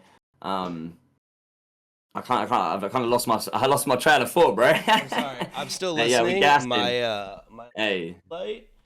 I see it. The light is shining, bro. It's on EDay. It has a mind of its own. It just like cranked to. But no, yeah, that makes sense. Yeah, I know. I remember when I played the little bit I've played to like Judgment's multiplayer. There's like a bunch of weapons in Judgment that aren't in anything else, aren't there? Yeah. There's like a bunch of random things. Yeah, you remind me perfectly. That's what I was going to say. So yeah, Gears of War Judgment is a great example because they already did that with a enemy type called the Rager, the Locust Rager, which was like this locust drone sort of humanoid creature that could obviously transform. And the way that they described it was that the Locust Rager was such an aggressive locust type that it actually got them killed off in the early years of the Locust War, So I would assume that they'll probably look at that and say in the same way that obviously the Locust War was a 17-year conflict, that it was a war of attrition planet-wide for all factions involved, right? And so obviously there was civilizations and factions and enemy types and weapons that I'd assume are just lost to the attrition of war. And obviously both teams were replenished by everything by the end of the war, that I guess they were down to sort of like the nitty gritty of like what really works and what was available to them, which was just like maybe the basics, right? Like maybe obviously the war started off with all of these crazy weapons and different enemy types, but obviously as the war went on, gradually like war took its toll, right? And so that's probably the way that they describe it. You obviously could introduce like a bunch of like, you could say, the Locust War obviously starts off just so close to the Pendulum Wars, so you could have all of these Pendulum Wars weaponry that maybe gets replaced by the weapons that we see in the original trilogy. Like we could obviously have like sort of similar to how we do have the Mark 1 Retro Lancer, which was just the original Lancer, and then they obviously upgraded to the Mark 2 Lancer with the chainsaw bayonet. They could obviously do something similar with other weapons. There could be maybe even civilian weapons that we find, like farmer weapons. Obviously, the Locust could have different technology, and they could have obviously created weapons based off the weapons that they found from the Pendulum Wars. And you could obviously still bring in like UIR weapons that were exclusive to the Indies and only the UIR nations have. And also, we haven't really experienced like their side of the story. So, there's definitely a lot of ways that they could go about it. But, Gears of War has always done an amazing thing with the negative space by making sure that the universe really stays intact with the story lore, Judgment kind of aside with the chainsaw in that game. They kind of like really stick with it, whether it's, the games, the collectibles, the comics, the book, novels, like they make sure that everything really interlinks perfectly so that, it doesn't really correlate. There isn't many sort of like, what's the word to describe it where you change the story like after you've done it? Like, let's say you do something in the book, a retcon, right? There isn't really like, there isn't really many like retcons in Gears of War, so... I would assume that the Gears of War lore is going to go crazy in EDay, man. Like, the thing for me is I started off as a hardcore multiplayer Gears of War kid. Like, I loved multiplayer. I enjoyed the campaign. I played through. I had a good time. Played it for the achievements and that, but I wasn't really into it. I didn't look into the books and comics. And, it wasn't until I got into starting creating Gears of War content and I started to work on, like, theory videos, just trying to speculate about the future of the Gears of War story. And obviously doing that, I had to really go research the Gears of War story. So I played through the games again and, I looked into the comics and books and just read the Gears of War wiki for like 10 years straight. And there you go. That's how I've been able to obviously build up the Gears lore, Gears lore knowledge to this point. And I would say at this point, like as much as I love Gears of War multiplayer, I can't wait to dive in and take some names. Like I'm ready for that Gears of War story, man, especially being EDay. There's just unlimited potential, man. So much potential. Yeah. Well, let's talk multiplayer for a little bit. So, obviously, we don't really know like the direction that EDay multiplayer is going to go. But do you think they need to do like something different with this multiplayer to like have it be bigger, or do you think like traditional Gears multiplayer, if it's good, it could be enough? Yeah, I literally got you, man. I got the big gun. I got the big gas. So, I actually, as I said, like we was expecting and anticipating Gears of War 6, and so I made like several Gear 6 concept ideas, and one of them which I'm going to repurpose into a better idea for more curated for Gears of War EDay, and obviously knowing the direction and the setting of that game. But basically, as a Gears of War player, like I've known from the very beginning that Gears of War multiplayer is so niche that it's either love it or hate it. Mm-hmm. You can enjoy it, you can have fun, but you either love it, like deep down, you either love it or you hate it. You either click with it or you don't. Yeah. And I feel like it's a really hard thing for Gears of War to break that without just breaking entirely. I feel like the Gears of War core arena multiplayer always has to stay as it is. Because, if you look at Gears of War Judgment, that was a perfect example of what happens when you try to break that Gears of War core multiplayer formula with a couple different tricks and, stuff like that. And it just doesn't work. So, unfortunately, Gears of War multiplayer is stuck in the mud with the experience that it is. And it's one of those that, like, it's super niche and, you either got to like it or you don't. And, it's tough, and obviously that really does obviously affect the potential and the opportunity for Gears of War to grow. And obviously going into 20 years of existing, Gears of War really does need to innovate and look at a way of introducing a new multiplayer experience. And now the problem is, you can't change the core Gears of War multiplayer arena shooter that it is. And so I believe the actual answer isn't affecting and changing anything to do with the versus multiplayer. It's actually introducing a whole new way to play Gears of War multiplayer PvP like never before. We've had different game modes like Beast Mode in Gears of War 3 where you can control the Locust monsters, and then in Overrun they tried in Gears of War Judgment was what I actually believe Epic Games was onto, which was I think the direction that Gears of War multiplayer needs to go into. Not only that, not replacing Gears multiplayer as it is today, but living alongside it as a brand new, like, major fourth mode. So my idea, I did it like a Gear 6 war mode concept, was obviously like, you could obviously have the evolution of Overrun in a large scale, like 20 versus 20 multiplayer mode, where you have 20 human COD characters versus 20 Locust monsters, obviously with Gears of War EDay. So that if you're on the Locust side, you get to play as a Wretch, a Ticker, a Drone, a Grenadier, a Farangard, a Cantus, a Bloodmount, a boomer, a grinder, a mauler, a corpser, a brumac, a berserker. It just keeps going. You've got Yeah. the villains, right? You've got General Ram, Scourge. Like, this is what I feel like Gears of War EDay needs to do. It needs to introduce, sort of like Gears of War 2's Horde mode did in 2008. It introduced a whole new pillar that can go on to Mm-hmm. serve as like one of the main pillars of the Gears of War franchise. So that would be my honest answer, having a war mode. So you have campaign, you have traditional versus arena Mm-hmm. multiplayer, you have horde mode, maybe even obviously evolve horde mode to having its like own large scale map and, just being bigger than playing against PvE waves on multiplayer maps. I feel like horde mode deserves bigger as well. And obviously now that they have the Xbox Series and UE5 technology, like we saw a game like Helldivers 2 and Yeah. what that Yeah. That's what I experience was. looked like Gears of War has that, like horde mode is basically that. It's just a little bit Mm-hmm. different, and I feel like the coalition can obviously take in from that for horde mode, but have campaign versus horde mode and then a war mode, a new multiplayer experience that I feel like would be the way to really evolve Gears of War and allow more people to get into Gears of War. That, as you say, like the multiplayer for Gears of War, the National Shotgun, roadie running, rolling, wall bouncing, Gears of War multiplayer will always exist, and it can't really change or you break it. And so the only real way to bring in more players to experience Gears of War and find a new way to play and a new way to have fun and actually enjoy the game, that is obviously like polar opposite to the normal multiplayer. Like if I'm running around as a Locust Berserker with the the bruteness of the Berserker, where you can super roadie run, you can smash, you can grab Yeah. players and lob them across the map, like that sort of like gameplay experience. We've already had it with Gears 3's Beast Mode and Judgment's Overrun, so we know that the core gameplay formula of playing as, like, for example, the monsters in Gears of War is totally different to the wall bouncing multiplayer that Gears of War gameplay has, and that's what I would honestly do, and I would love to see that. Whether or not the coalition do that, or if they're thinking about this, I don't know. I did send a couple of the developers DMs with my videos. I was like, hey man, like please watch this video, because there's a lot of potential there. Like Gears Yeah. of War really is one of maybe the only games. Like maybe Halo could pull it off. If Halo had a game mode like that where you can play as like the grunts, the jackals, the Yeah. hunters, the elites.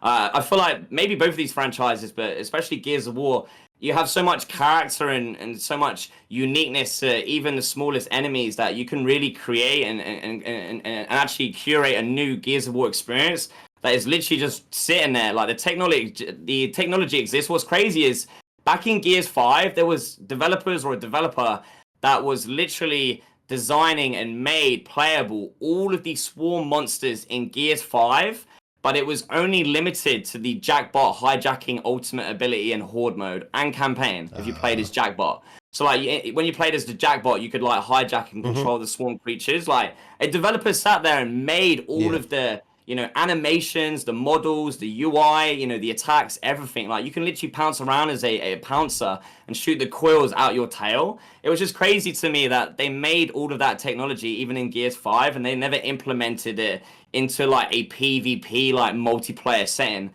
Because I feel like if Gears of War EDay would have that, like that would be a way for obviously a lot of people to who maybe have played and tried Gears of War multiplayer over the last 20 years and don't enjoy the wall bouncing National Shotgun gameplay, that, hey, you don't enjoy the Gears multiplayer that you tried 15 years ago, hey, we've got Yeah. a new multiplayer experience, come and try this. Have you ever not wanted to play as the Locust monsters in multiplayer? If you're, campaign fans, if you're multiplayer fans, if you're horde fans, like this is like what I would feel like would be the ultimate game mode to bring every player from all of the different modes across the game, but also obviously be a great way for new gamers and casuals to maybe get in and enjoy Gears of War. Because once you're in, like you could play that mode and be like, I've been playing this war mode for a few weeks now. Like I kind of I struggled with the multiplayer when I tried it in like Mm-hmm. 2008, but here in 2026, I've tried this, and now that I've got a feel for the game, I can now jump into multiplayer. Oh wow, I'm actually enjoying it because I actually know how to control my character now, right? Like I feel like that is the direction that I would like to see TC go in. Yeah. No. I think I I told you it was I gas, man.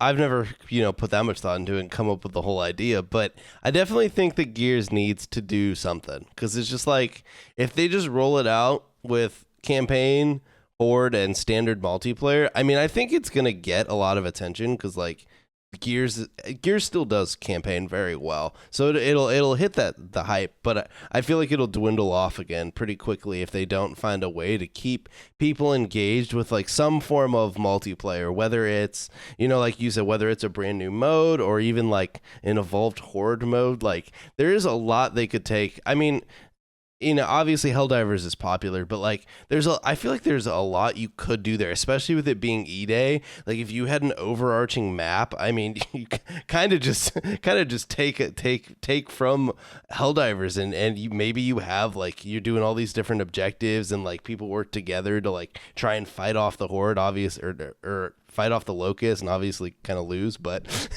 like I was thinking the idea of like horde mode PvE being set in the obviously actual like the campaign city, and they make like a city large scale horde map.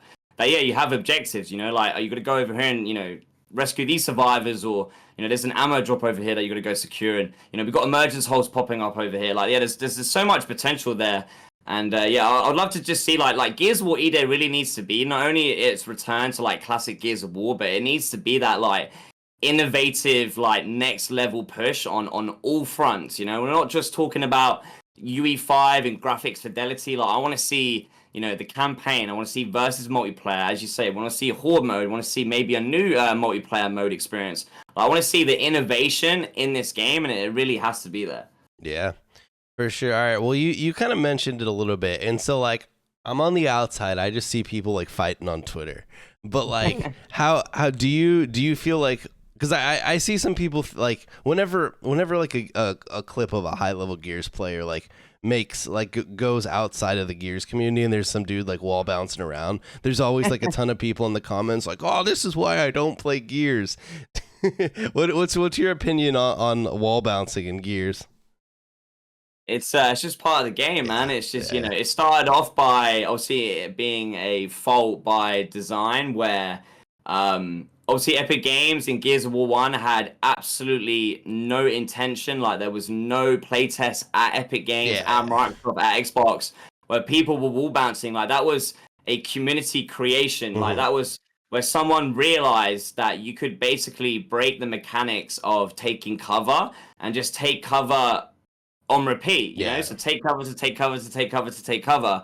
And obviously once they introduce what's called the wall cancel in Gears of War 2, where you can like cancel the taking cover animation, it just made wall bouncing even more crazy, because now you have a variety of ways that you can obviously use the cover system. And wall bouncing is always going to be a part of Gears of War. It's the core of what the cover based mechanic in the game is just obviously being used in the way to enhance a player's gameplay, like basically like movement and struggling to get the word out, mobility across the map, obviously in versus multiplayer. So like wall bouncing is always going to be a part of Gears of War, but that's why I say my like war mode concept doesn't require wall bouncing. Like you could play as a human characters and you could wall bounce, but if you've got a corpse coming out from underground, it's not gonna help slicing you, like you're not wall bouncing, you're getting cooked. So that's why I say like it's hard to shake the core formula of Gears of War in every degree that it is from a gameplay standpoint. That really the only way to fix that issue for those people is, as I say, you got to create a whole new experience, which I feel like with that war mode you could have. And you could have like crazy. I did obviously a video about, if you look at Gears Tactics, you say you don't play. The game has an amazing sort of like customization system where you can fully customize all the characters, the cog gears, and you can like choose a helmet and the shoulders. And I know Halo Infinite has like Spartan character customization. Like I obviously want to see that in Gears of War EDay, right? Like, I want to be able to create my own custom multiplayer character for both cog and Locust. I obviously saw the debacle with obviously Halo Infinite not having elites, and then there's obviously no elite customization. We haven't had elites since like I mean that was the last like full game to have them. We had elites in H2A, which was like the multiplayer mode they slapped on MCC.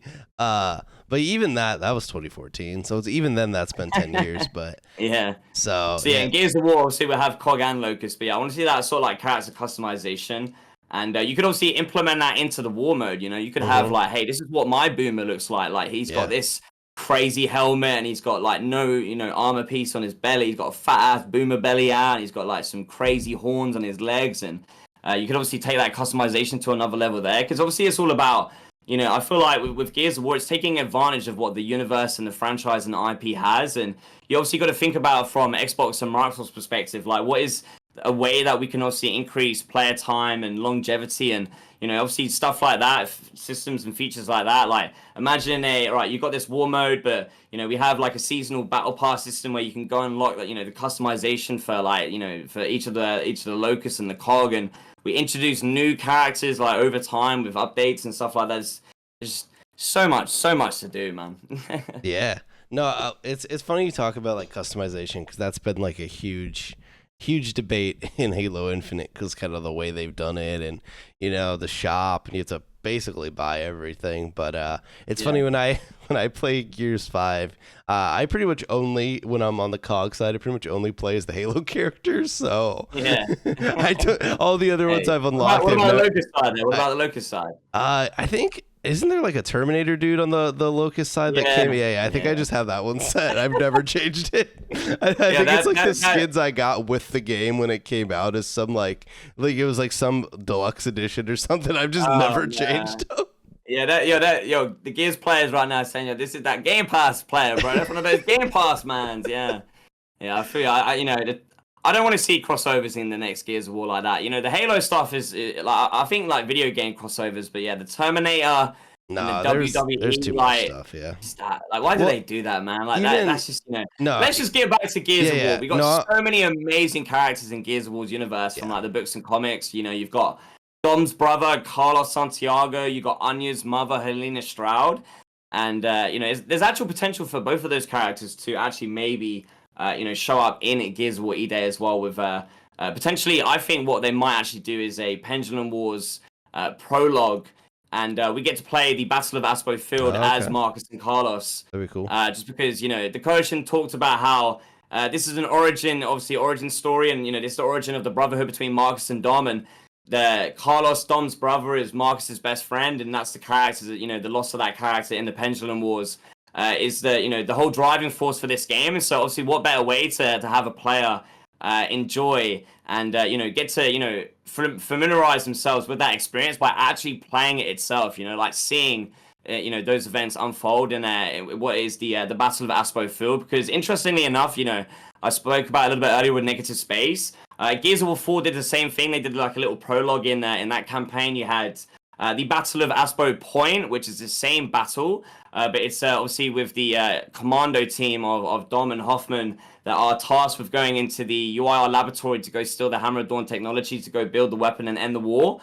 In that same battle is where Marcus and Carlos are fighting on the beach with Helena Stroud, Anya's mother. So like it would be obviously interesting. We got Dom's perspective.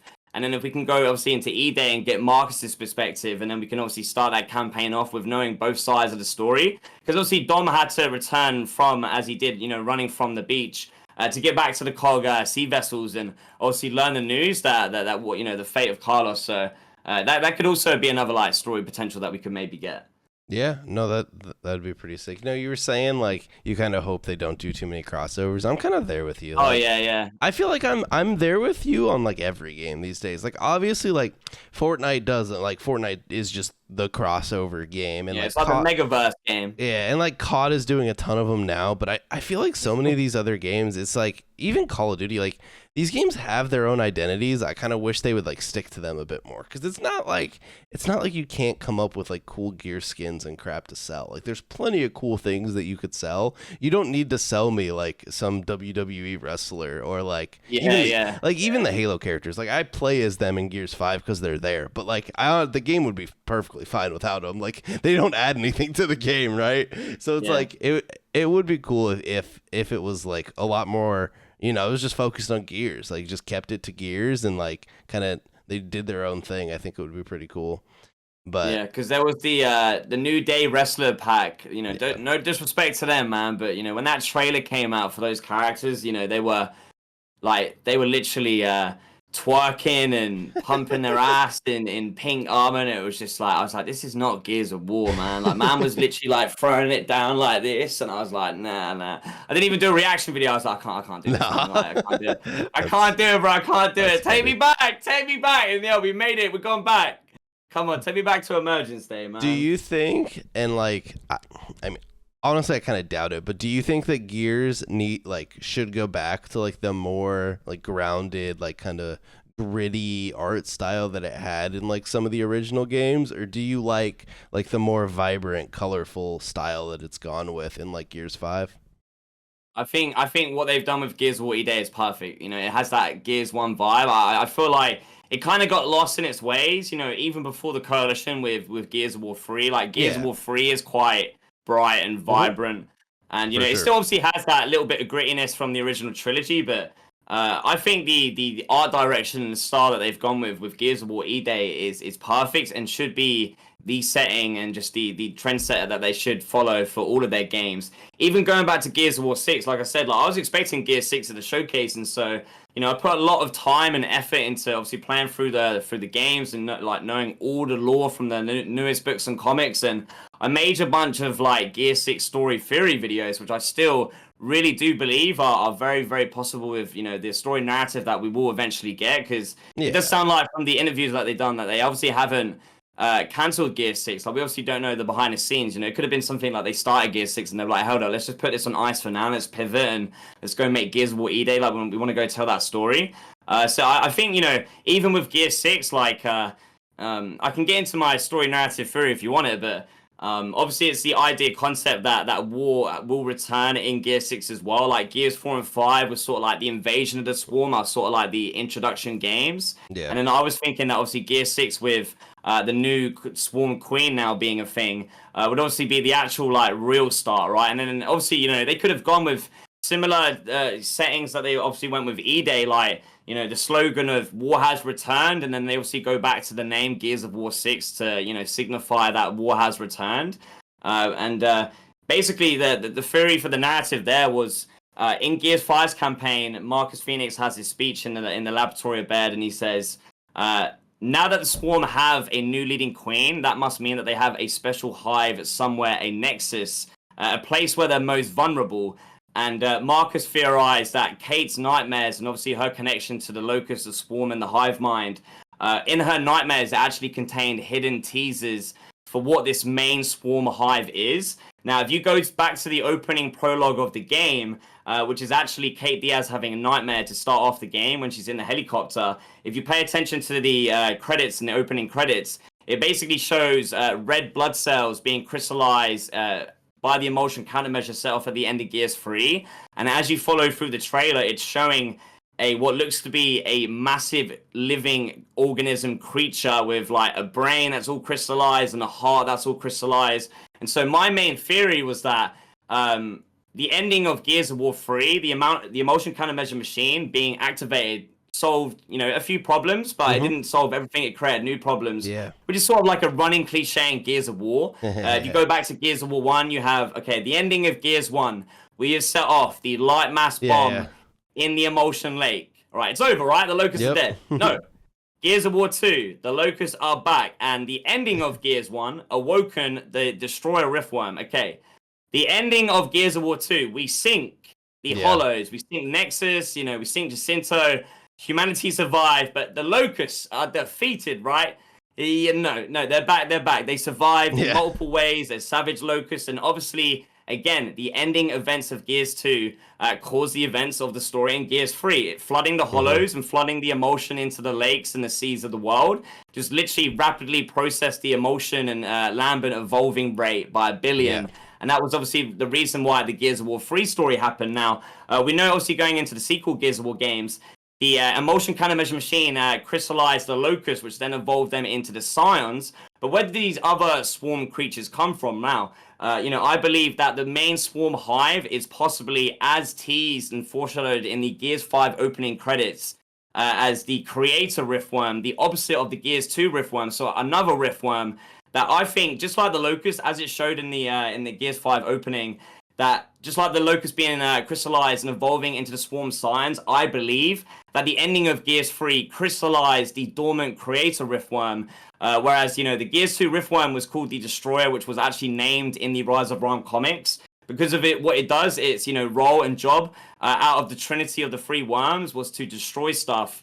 And so obviously a polar opposite to the destroyer of life is the creator of life, and there must have been a riftworm that was responsible for creating life on Sarah. And so yeah, that was my theory, that the ending of Gears 3 crystallized the Locust, but it also crystallized the creator riftworm and awoken it as the first original main swarm hive, which is what was able to then create the other swarm creatures like the pouncers and the carriers and the snatchers, to explain why they work in conjunction with the Locust and why the Locust burial sites just randomly turn into swarm hives, and all of the, you know, Locust members then become evolved as well and connected to the hive mind overall, because the hive mind is the minds of the trinity of the riftworms. And that was my theory, that basically Gears 5 teased it with nobody, you know, in the world really seeing it except myself, that maybe we'll find out eventually. But yeah, I think the main swarm hive and the story of Gear 6 would have been reconnect Kate Diaz to the hive mind, find, locate, and find out, like, oh, the reason why we can't find and destroy the main swarm hive is because it's a living creature. It's on the move.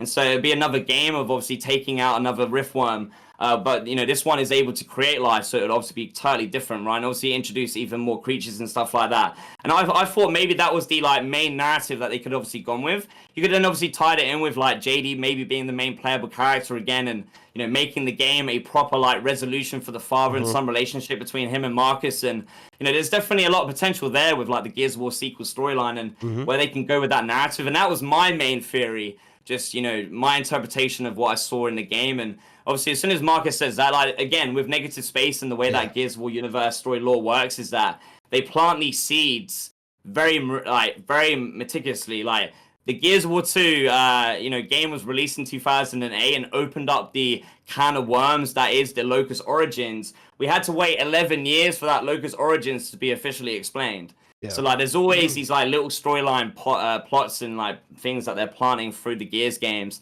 You know, another crazy sort of theory out there is there's been 2 instances now where they've basically described, like, outer space and like going into space in Gears of War, which obviously, like, Halo's a space game, right? Yeah. Back in Gears of War 2 with Benjamin Carmine in the Train the Rook mission, he says there was this one guy, Basics, which is basically the COG Academy that they learned to become a gear, that said that he believed the Locust originated from the nearby planet Riser, which is basically a Mars to Earth, like Riser is to Sarah. And then also, even more recently, after the Coalition took over, there was, like, in the opening prologue of Gears of War 4, when First Minister Jin is giving, like, the 25-year victory speech, there's, like, it opens up with, like, the news channel. And as always, like, on news channels, they have, like, the running information at the bottom of the screen. There's a line that says, the new COG just held a referendum to, at the moment, reduce their funding on space exploration technology. So the new COG in the sequel storyline were already working on technology to go explore space. And even then, like, again, it's just foreshadowing that, like, this could be a story that they tell, like, you know, 20 years from now in 2044. Like, this is sort of the way that the Gears of War universe works. And, you know, there's always potential around the corner. It depends on how long, you know, it takes to maybe get it. And as you see, with Gears of War being almost 20 years old, it's taken 20 years to get a Gears of War emergence day game. So do you think, I've seen discussions back and forth, like, for the franchise, like, do you think going back to EDay for the franchise was, like, the best decision, or should this have been Gears 6?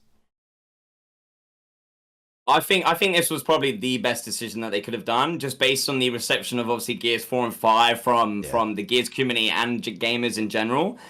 This is a whole new team at the Coalition. This isn't the same team that made those old Gears games. And I feel like what happened with the reason why they went and made Gears of War Ultimate Edition was to learn as a studio what it means to create a Gears of War game from nothing. And they obviously used the Gears 1 template to build upon. And so I believe this is sort of like, you know, sort of history repeating itself again, that we have a experienced Coalition Studio developer with over 10 years of experience working on Gears of War. You know, a lot of the leadership and a lot of the main, like, leadership people have left now, like Rod, and you had Node Zero, and you had, like, several PvE people. a bunch of different designers and stuff like that. So this is sort of a newer team that I feel like this is like the perfect way for them to obviously really make sure that like, hey, we want to have an absolute, Gears of War game banger. But this, be the trend-setting moment for this franchise to hopefully enter a whole new era. And I feel like obviously Emergence Day is just a win-win in general for both the Coalition and Gears of War. It's very, I would say, a lot easier to execute than obviously trying to think about what Gear 6 could be. But they can obviously use this experience to see, obviously what it's like to create this game with, everything that it's got going for it. You've got the Locust War, you've got young Marcus and Dom, you've got cameos of other characters. Like, we're going back to everything that makes Gears of War its classic, its roots. And I feel like this was definitely the best direction that they should have taken. And it's going to be interesting to see what obviously happens next. Like, if you go look at the Xbox Wire post, I can't remember exactly off the top of my head, but they basically say something along the lines of like, the story that will happen in Gears of War EDay will change the future of the Gears of War franchise forever. And like Gears of War EDay as a game is going to change how this series is obviously moving forward. And so if obviously Gears of War EDay is a super success, way bigger than Gears 4 and Gears 5, then I don't think it even still necessarily means that Gear 6 won't happen. It's, it'll probably change up the plans. And there's like 14 years between Emergence Day and Gears 1. Yeah. And, there's so much potential there that, we could have like 3 to 5 games with just Marcus and Dom and really learning their entire Locust War story before we even go and get Gear 6. Like, there's, again, negative space, unlimited potential. And, I think this was the best direction that they could have taken. And, hopefully it's a banger because, hey, I want to be here like when I'm 60, man. When I'm 80 still talking about Gears of War, I love it. Come on. No, yeah, I think this is like, it gives them like the opportunity to bring back a lot of people into the franchise that may have fallen off the Gears 4 and 5 storyline, where now you can pull them back in, get them engaged again, and then maybe you do Gear 6 as the next game or even a few games down the line, right? But yeah, I think the potential of EDay is massive. Like, I'm super pumped about it, and it seems like online like everyone's super pumped. So no, hopefully it's a total banger, but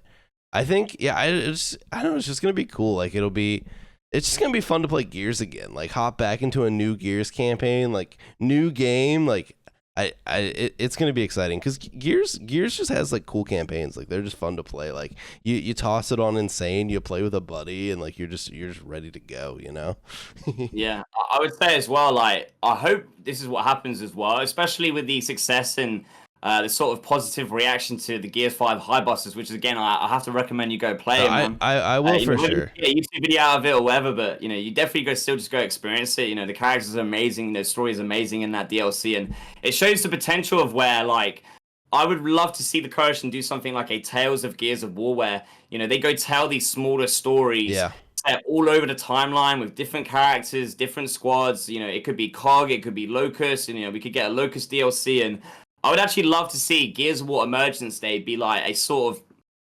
I think I would assume that it's going to be a Gears of War live service game, especially with the fact that they, stopped Gears 5 like so early on with only 2 years of support. Dude, I didn't realize crazy that. To think about now, Yeah, I didn't realize they stopped Gears 5 support like so quickly. Yeah, that's 2 years, man. 2 years. That's crazy. But yeah, I could see Gears of War Emergence Day hopefully being like this gaming platform where they could, like, especially with the setting of EDay, as I said earlier, I've probably said a million times, if I repeat myself, my bad, I love it. You're good. But, with Gears of War EDay obviously affecting all of the characters in the universe, every character has a story to tell on EDay. And so maybe having a Gears of War EDay game, they could open it up as a Gears of War gaming platform to serve. Like multiple campaign DLC set on EDay, but with different characters and, different storylines of what happened on that day. So yeah, maybe we get, the main campaign with Marcus and Dom, but then we do get that like campaign DLC 1 expansion, and it's obviously the story of Bed and Cole in Hanover, and, what happened to those two characters and how they met in Emergence Day and, after the events of Emergence Day. We do know like story from like the books and comics, and, it's going to be interesting to see if there are like small retcons maybe. There can't be really too many. There's a lot of interesting stuff there. Like, obviously, a lot of people are like, yo, Gears of War, it's back, Delta Squad. And it's like, nah, like, the characters of Delta Squad don't meet till Gears 1. When we play gotcha. Gears 1, Yeah. those are the events of those characters meeting. So Marcus and Dom have obviously been, known each other since childhood. Yeah. And then Baird and Cole meet after Emergence Day in Hanover at a survivor camp, I do believe. And so, those two sets of different characters don't meet each other until we get to experience that meeting together for the first time 14 years later in Gears 1. And so, there's potential for obviously like DLCs there. Like you could obviously have like, Baird and Cole. You've got, there's so much potential. From what we know from the lore, and obviously there's so much new stuff that they could go in and create as well. There's the whole Fall of Graznia, which was a UIR state that never surrendered to the COG in the Pendulum Wars, even after the UIR signed the armistice. This was the UIR nation that Garen Paddock was a part of, who is a character that is featured in Gears Judgment and another Gears game. I don't want to spoil it because you said you didn't play it all, but well, I kind of my bad. No, you're good. Garen Paddock is the UIR guy that was in a squad with Baird in Judgment, and he's from the Republic of Graznia who didn't agree to surrendering to the COG and kept fighting on. And they were actually the one of the first UIR nations invaded by the Locust, and they were invaded by General Khan and another lieutenant of Rams called Krav Jamad. And so like it would be amazing to obviously have a Republic of Graznia, like the Fall of Graznia DLC, where we get to see like Garen Paddock, basically out of hundreds of thousands of people in that nation, like I think there's only like 10,000 survivors. So you could have a whole DLC set in like the UR side of the story of EDay. We obviously have, if you want to get really crazy and just like similar to the Ram Shadow DLC, in the comics, in the Rise of Ram comics, the Battle of Janamon is another COG city, which is where General Ram and Scourge invade. And it's a like COG massive military base, and they just go in with a massive emergence hole in the middle, and they just start, smashing COGs together, killing everybody. And like we could have a Locust campaign DLC there, where we get to play as obviously General Ram, player 1, Cater Scourge, player 2. And, we could have like a Locust DLC where we get to play as obviously the Locust characters in a campaign experience. That would be amazing. I just know that would just go down hands crazy. Like people loved Ram Shadow. Have you played Ram Shadow as well? Yeah, dude, super fun. I love the sections you get to play Ram are really fun. The other sections are just kind of like they're all right. Yeah, because obviously like with the Locust War as well, there had to be victories on both sides of both COG victories and Locust victories. So you could obviously create some sort of crazy COG boss.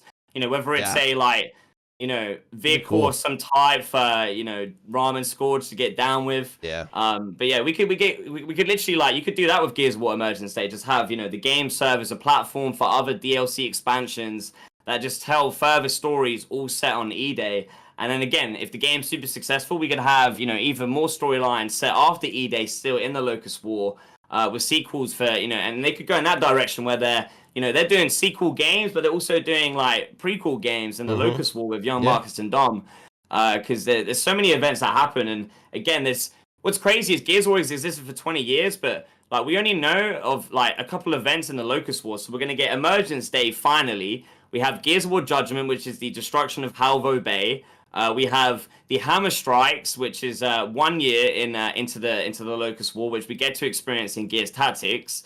Which is when basically Chairman Prescott says, hey, we can't, if we don't do this, the Locusts are going to kill everybody. So if you don't make it back to the Jacinto Plateau, if you're outside of the plateau in 72 hours, we appreciate your sacrifice and we are going to hammer adorn the entire planet. And then after that, we know of there's a couple comic stories, smaller stories. There's the Battle of Aphira, which is 10 years into the Locust War after EDay, which is the battle that gets Marcus Phoenix sent to the Slab prison for disobeying orders to go rescue his father, Adam Phoenix, which is what the opening of Gears of War 3 is. And what's crazy is Gears of War 3 was actually going to have a Battle of Aphira DLC. It might be playable out there. I saw a video the other day. I don't know if it was that one, but it was a cut DLC, and someone had posted it to YouTube. And it looked so hilarious because like half the animations aren't there and stuff. So like the characters like slide and T-pose around. I'm like, this is great. I love this. That was it. Yeah, that's the Battle of Aphira. Yeah, so it was going to tell the story that was told in I think the books.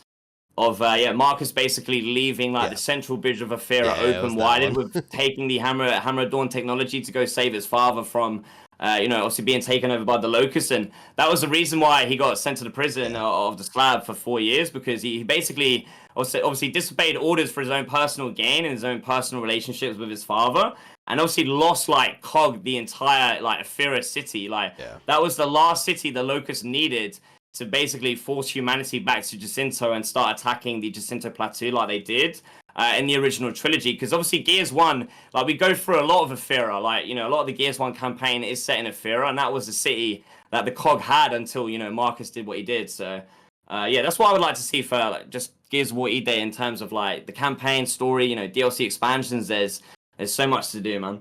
Yeah, no, there is so much. The one thing that kind of stinks about like modern like AAA games is it takes so long to make a game.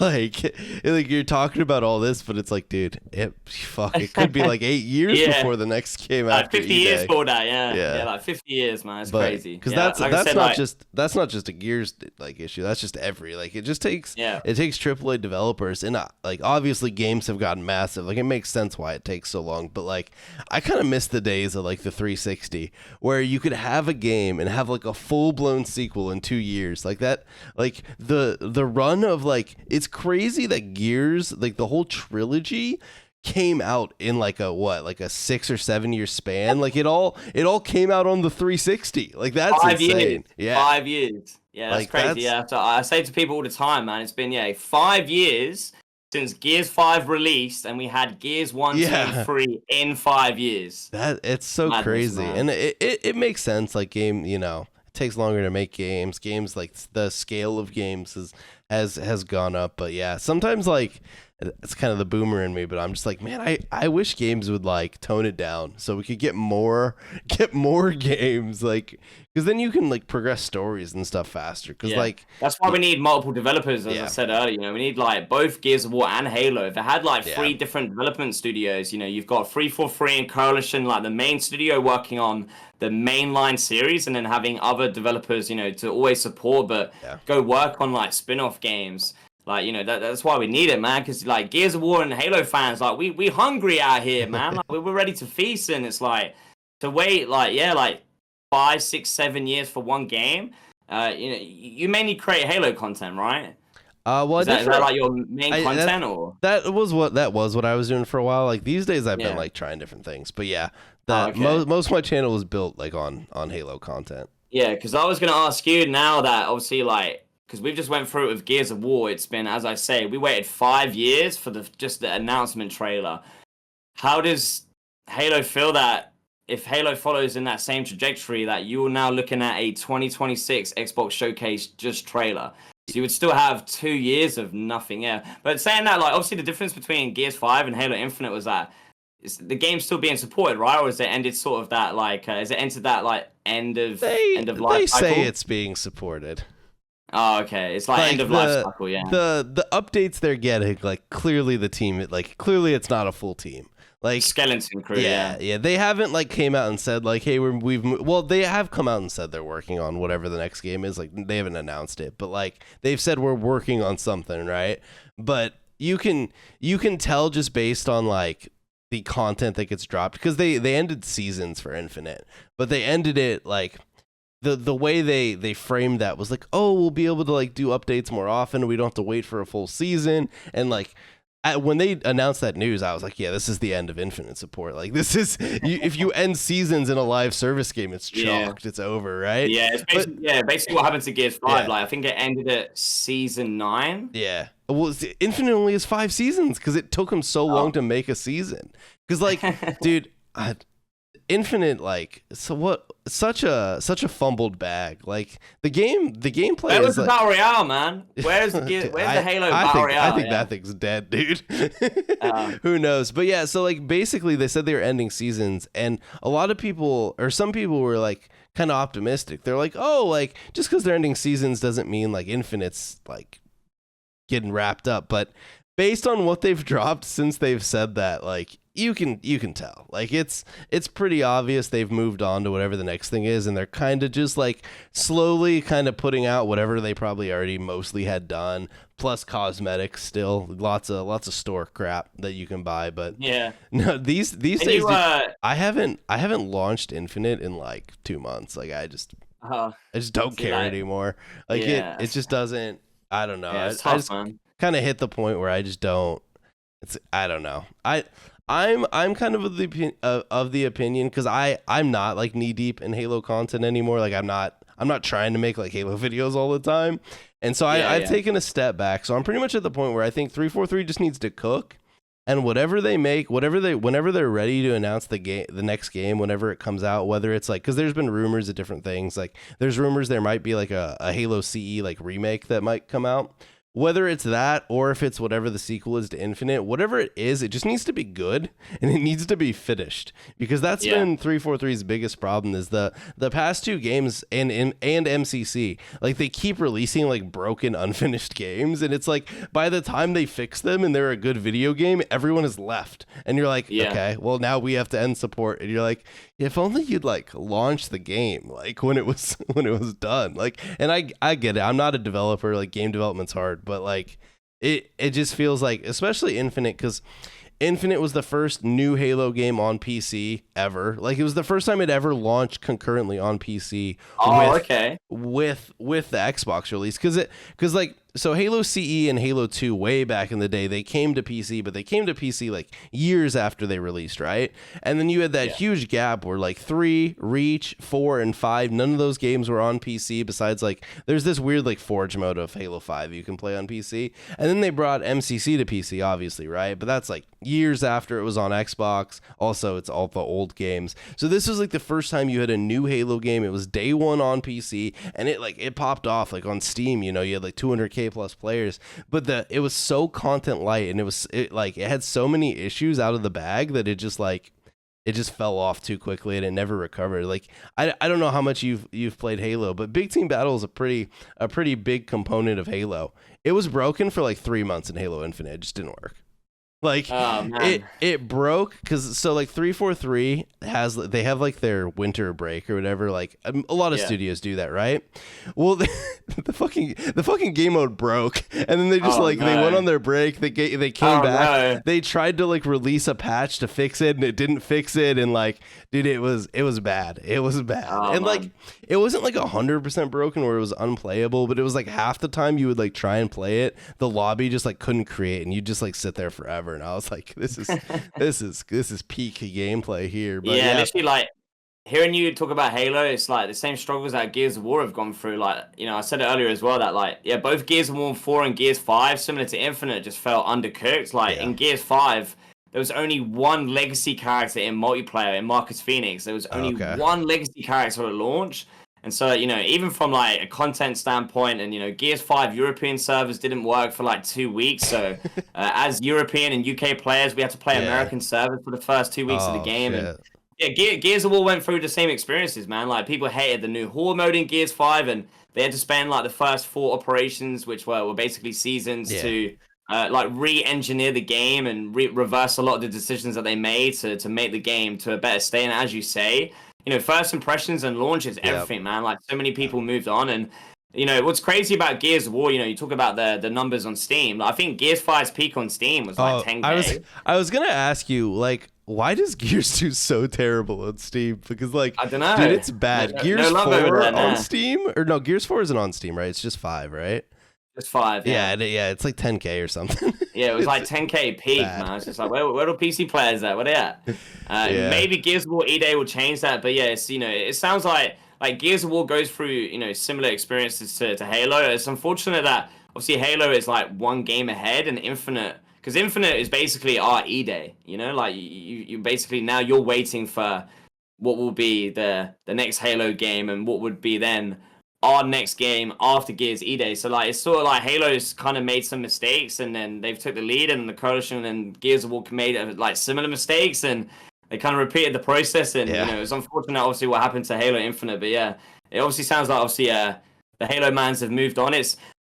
I asked that question obviously because seeing what Gears of War and Gears of War fans have went through with the idea, and we've talked about in this podcast with the release date for Gears of War EDay, it's looking like it's going to be 7 years between the release of Gears 5 and Gears of War EDay, if it isn't next year, and I expect 2026. So, would Halo mans be ready for a 7-year gap between 2021 and 2028 for a new Halo game?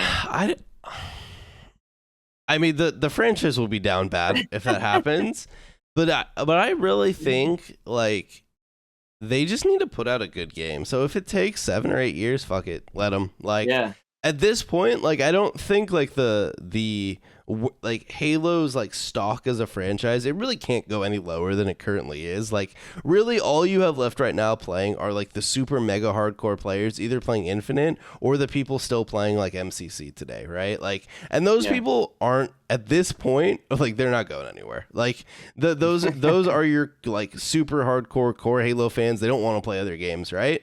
And all the other people have already stopped playing. So at this point, like no one's gonna forget what the Halo IP is. Like whenever they like announce something, or like whenever like someone thinks there's a Halo announcement, like it always does like insane numbers on Twitter. Like similar to Gears, like the IP, like the name value, it'll always have it because it was so massive in the past. So at this point, all they need to do, like they just need to make a good game. It has to be complete, probably innovate a little bit, similar to Gears, because it's like, I don't know if the core multiplayer alone can hold that huge player base. Like I think in Halo you need core 4v4 multiplayer. You probably need BTB, like 8v8, or it's 12v12 in Infinite, like whatever. But they needed something in Infinite that was like another pillar of gameplay, whether it was a battle royale that never came out or something else. Like they needed to do something to engage all the players that don't want to play standard arena multiplayer, because like it's 2024. But at the same time, like you don't want to ruin that core multiplayer experience, because like you talked about Judgment, like they did that in Halo 4. Like if you change it too much, then no one plays it, right? Like the core players don't play it, and new players don't care. So it's like you just ruin what's there for the people that liked it. So they need to maintain the core style of Halo multiplayer, and Infinite's core multiplayer, like when it works, is fantastic. Now the netcode in the game has been trash since it released, and like semi recently they tried to like redo the netcode, and for some people it works better now, and for some people it's even worse. So like kind of spotty. But I think that's always like, once the game launches, I think like trying to fix the netcode on the back end is like you're just band-aid fixing it. But so they gotta figure it out. Obviously the Halo community, we like to fight about like random shit like sprint and stupid mechanics. I like sprint in Halo is like wall cancel and Gears of War, man. It kind of is ongoing conversation for the rest of time against the original OG players versus the new gen players. It just always will be there, man. So you should accept it. It's funny because I like to stoke the fire a little bit, because like I think you could make a Halo game with no sprint. I think it would be cool. Now that said, I don't think sprint is like why Halo is doing poorly. Like it's got about 150 other issues before we can even talk about like if your character can run or not. So I think let's figure those out first, and then we'll worry about if that's the problem. But no, it's funny you talk about wall balancing again. You brought that up again. I wanted to ask you, so like I see a lot of people, with especially like Gears 5, people say like the Lancer's too strong. How do you feel about the Lancer these days in Gears? I think the Lancer's great in Gears 5, man. I think it's rightfully balanced. It requires multiple people to down one player if you want to get him down quick. Like if you're lancering by yourself, it's like we had way more crazier lancers, man. The Gears of War 4 core tuning active lancer, the Gears of War 3 active lancer. Like in Gears 5, they actually did a really good decision where they took out the active damage reload in the starting loadout, so that the reload was just simply a faster reload. It was like no damage increase, so it brought like a much better, in my opinion, balance to a lot of these starting weapons, whether it is the Nashor or the Lancer. But I actually like Gears 5 multiplayer is actually my favorite. Playing Guardian on Gears 5, I got the highest stats in the world on the game. I got like a 4.6 KD, like a 10 win loss, just streaming solo with just pick up with my viewers who just jump in, and I actually love Gears 5 multiplayer, man. I can't get enough of it. The only negative and downfall of the game right now is the player base, and Yeah. not being able to find matches, man. Like for Guardian, it's only now really playable in like late night, like early AM for here in the UK, because it's Yeah. like you have to rely on like the American and South American player base to find matches. Like Gears of War isn't really big here in the UK and the EU, man. So it's a bit of a struggle to find games, but we just have to make it work, right? Just go through the trenches, man. Like we have been for 5 years, Yeah. man. And we still might have another 2 years to go, man. So Yeah. I'm used to it. Yeah, I'm used to eating these beans in the trenches, man. Yeah, no, I in the lead up to Infinite, like we kind of lived that same thing where like you had the reveal trailers, but like nothing else, right? And you're kind of just sitting there waiting, like people that were making content. You were like, you're dissecting trailers and like blog posts and all that, and yeah, it's you got to do what you got to do. But we had the benefit of, obviously, like when they announced Infinite, it's too early in the morning. My brain's not working. At some point, either before or after, they brought MCC to PC, so there was like quote unquote like new Halo content, even though it wasn't like new, but at least it was like fresh, right? It was like, oh, we got MCC again. Plus they were doing like seasonal updates for it at the time, so there was like they brought back like some maps from like a canceled Halo game and stuff, so there was like some new Halo content there to play while we waited for Infinite, which was nice. But you guys, you're just waiting for EDay. But we've had nothing, man. Leading up to the Xbox showcase, I like the rumors were there could be like two Gears things, right? One was like a new Gears game, and then one was like a possible collection. Do you think that's something that like we'll still get, or do you think that's even something that Gears like needs? I think it's a possibility. I think Gears of War, especially Gears of War fans, will always feel like they need a remastered Gears 2 and Gears 3, just because obviously we did get Gears of War Ultimate Edition, and it's obviously, banking on that nostalgia and, the core like memories a lot of Gears of War players have is with the original trilogy. So I think there will always be a purpose and a reason to go make a Gears collection. For me right now, personally, like, as I said, like I was in the midst of it, man. I was, doing rumor videos and pure speculation on both Gears 6, Gears Collection, and watching every Xbox podcast and trying to put, put together content that, is entertaining, but it's still, engaging and, actually still has reasoning behind it instead of just being waffle. Like, I was in the midst of it, man. And obviously to now finally get a Gears of War EDay game announcement with a trailer, a little bit of information out there. The fact that it's taking place on Emergence Day, like I have like unlimited Gears of War content to now go make. Like I'm gonna really dive into explaining explaining all of the story lore, because obviously I had all my plans set up just in case there was no Gears of War announcement, or if there was obviously the Gear 6 announcement, because I was getting ready to do continue my Gear 6 like speculation theories. Like if I have an opinion, idea, it's a video. I was gonna obviously dive into the Gears of War lore completely and go do the entire universe. But obviously now with the Gears of War EDay announcement, it kind of changed things up, and I'm gonna more focus on like content that is only related to Gears of War EDay. So I can go like explain story lore from the universe, from old stuff that is related to EDay. Might not, even necessarily show up in the game, but I feel like if people know this information, it will only enhance their experience when they go into Gears of War EDay. I do still feel like, there's still probably potential for a Gears collection. It could still very well be the case that obviously a lot of people were expecting Gears collection and Gears 6, and instead maybe the plan still is Gears collection, but obviously not Gears 6, but Gears EDay. Because to me, you would announce the Gears of War collection the moment that it's going to be playable soon. Like you wouldn't announce it this year, and then it should be dropping this year. So the fact that it was only a Gears of War EDay, because I did like a honest prediction video as I always do for the Xbox showcases, and we've literally been waiting. Oh, it's not this year, maybe next year. That my expectation was like, based on all the rumors, really like from Tom Warren on The Verge being like, yo, there's going to be, I'm expecting the next Gears of War game. Like Microsoft are going to be announcing a Gears of War game. Like he never said Gears 6, he just said a new Gears of War title in the franchise. So I feel like maybe he knew and, wanted to hold that back or whatever, but there's still potential there. Like we could get maybe obviously the surprise Gears of War collection next year, and then they can obviously drop it and be like, hey, surprise, here's another crazy Gears of War hype moment. I'll start crying again like I did in my reaction for the EDay gas.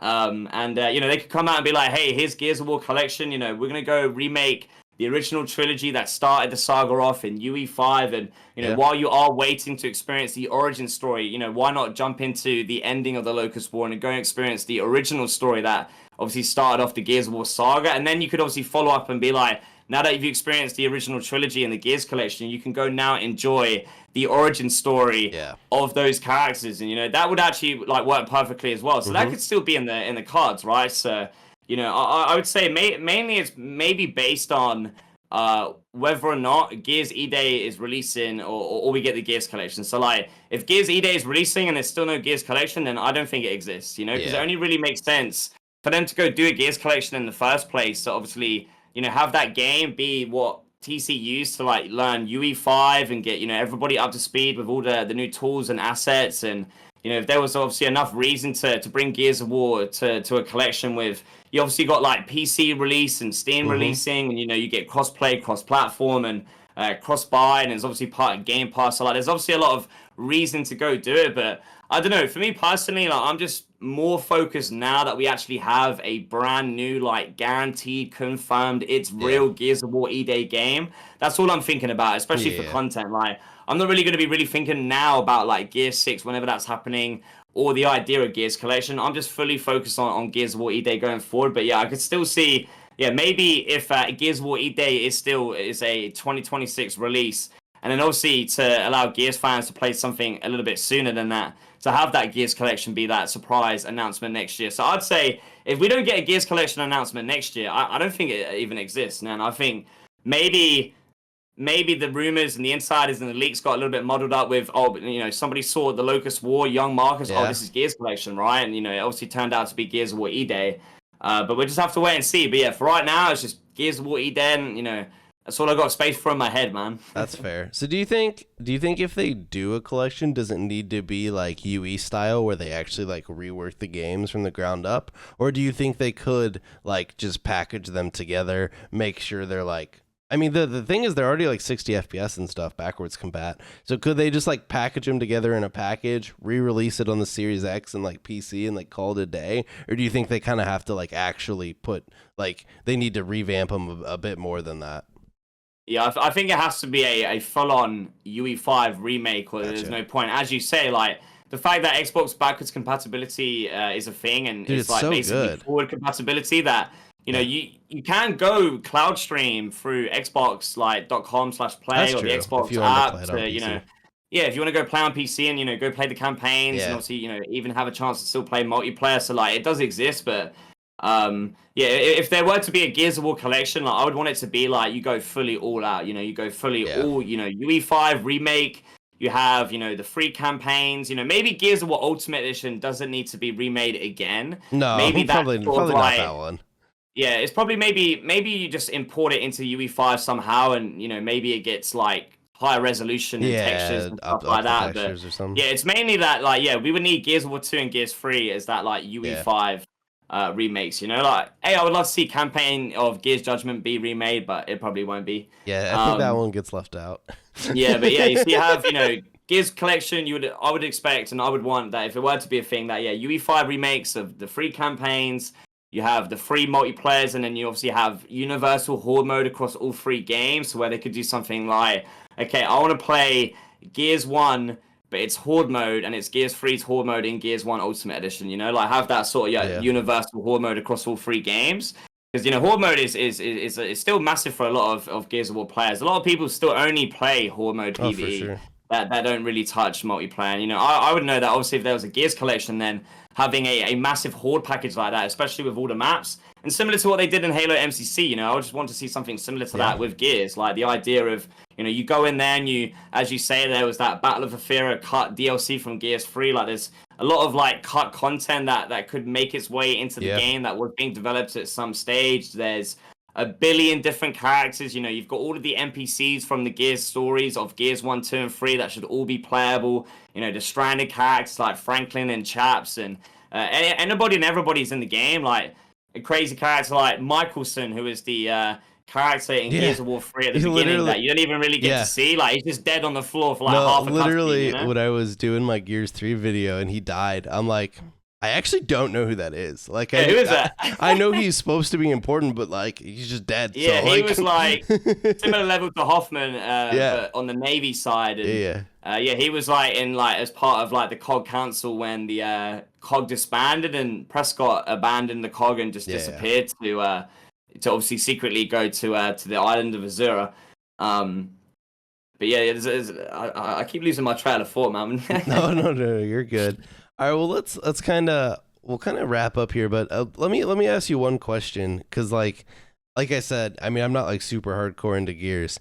So Ultimate Yeah. Edition, when it came out, I didn't really play it, but by the time I got around to playing it, like on PC, it was just dead. So the multiplayer was unplayable for me, and I didn't get an Xbox. Like for a while, I didn't have an Xbox until recently. I picked one up again. So like now I've like gone back and played a little multiplayer of it, though. Like you can only play TDM, like all the other playlists are dead. Yeah, But yeah. like what was like the general sentiment around Ultimate Edition when it dropped? Like were people pretty happy with it, or was it just kind of like, oh cool, and then people kind of just moved on? Yeah, people were hyped, you know. Obviously, a lot of the original Gears fans, like Gears One fans, obviously loved it. Um, it was definitely a remake. They changed a couple things. It obviously doesn't feel exactly like what Gears One did back in the day. Like if you go Yeah. play Gears One and jump on Ultimate Edition, so there's definitely like a little bit of a change there. So it kind of felt like a new Gears game.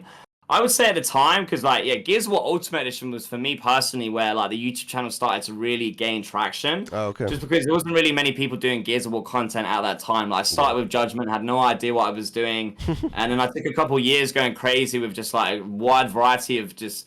It was obviously when Microsoft acquired the Gears of War franchise in January 2014. That was the moment when I was like, okay, this is an opportunity here to obviously, you know, make a name for yourselves in Gears of War content. And, you know, Hmm. the fact that Microsoft acquired and owned Gears of War, like this basically means just like a guaranteed future. And so I was making like all kinds of different series at that time. I was just doing stuff like really just like, okay, what is outside the box and doesn't exist today? You know, so I went and did like a Gears of War 2 Road to Level 100 series and a Gears Yeah. of War Easter egg series throwback, like covering all the Easter eggs.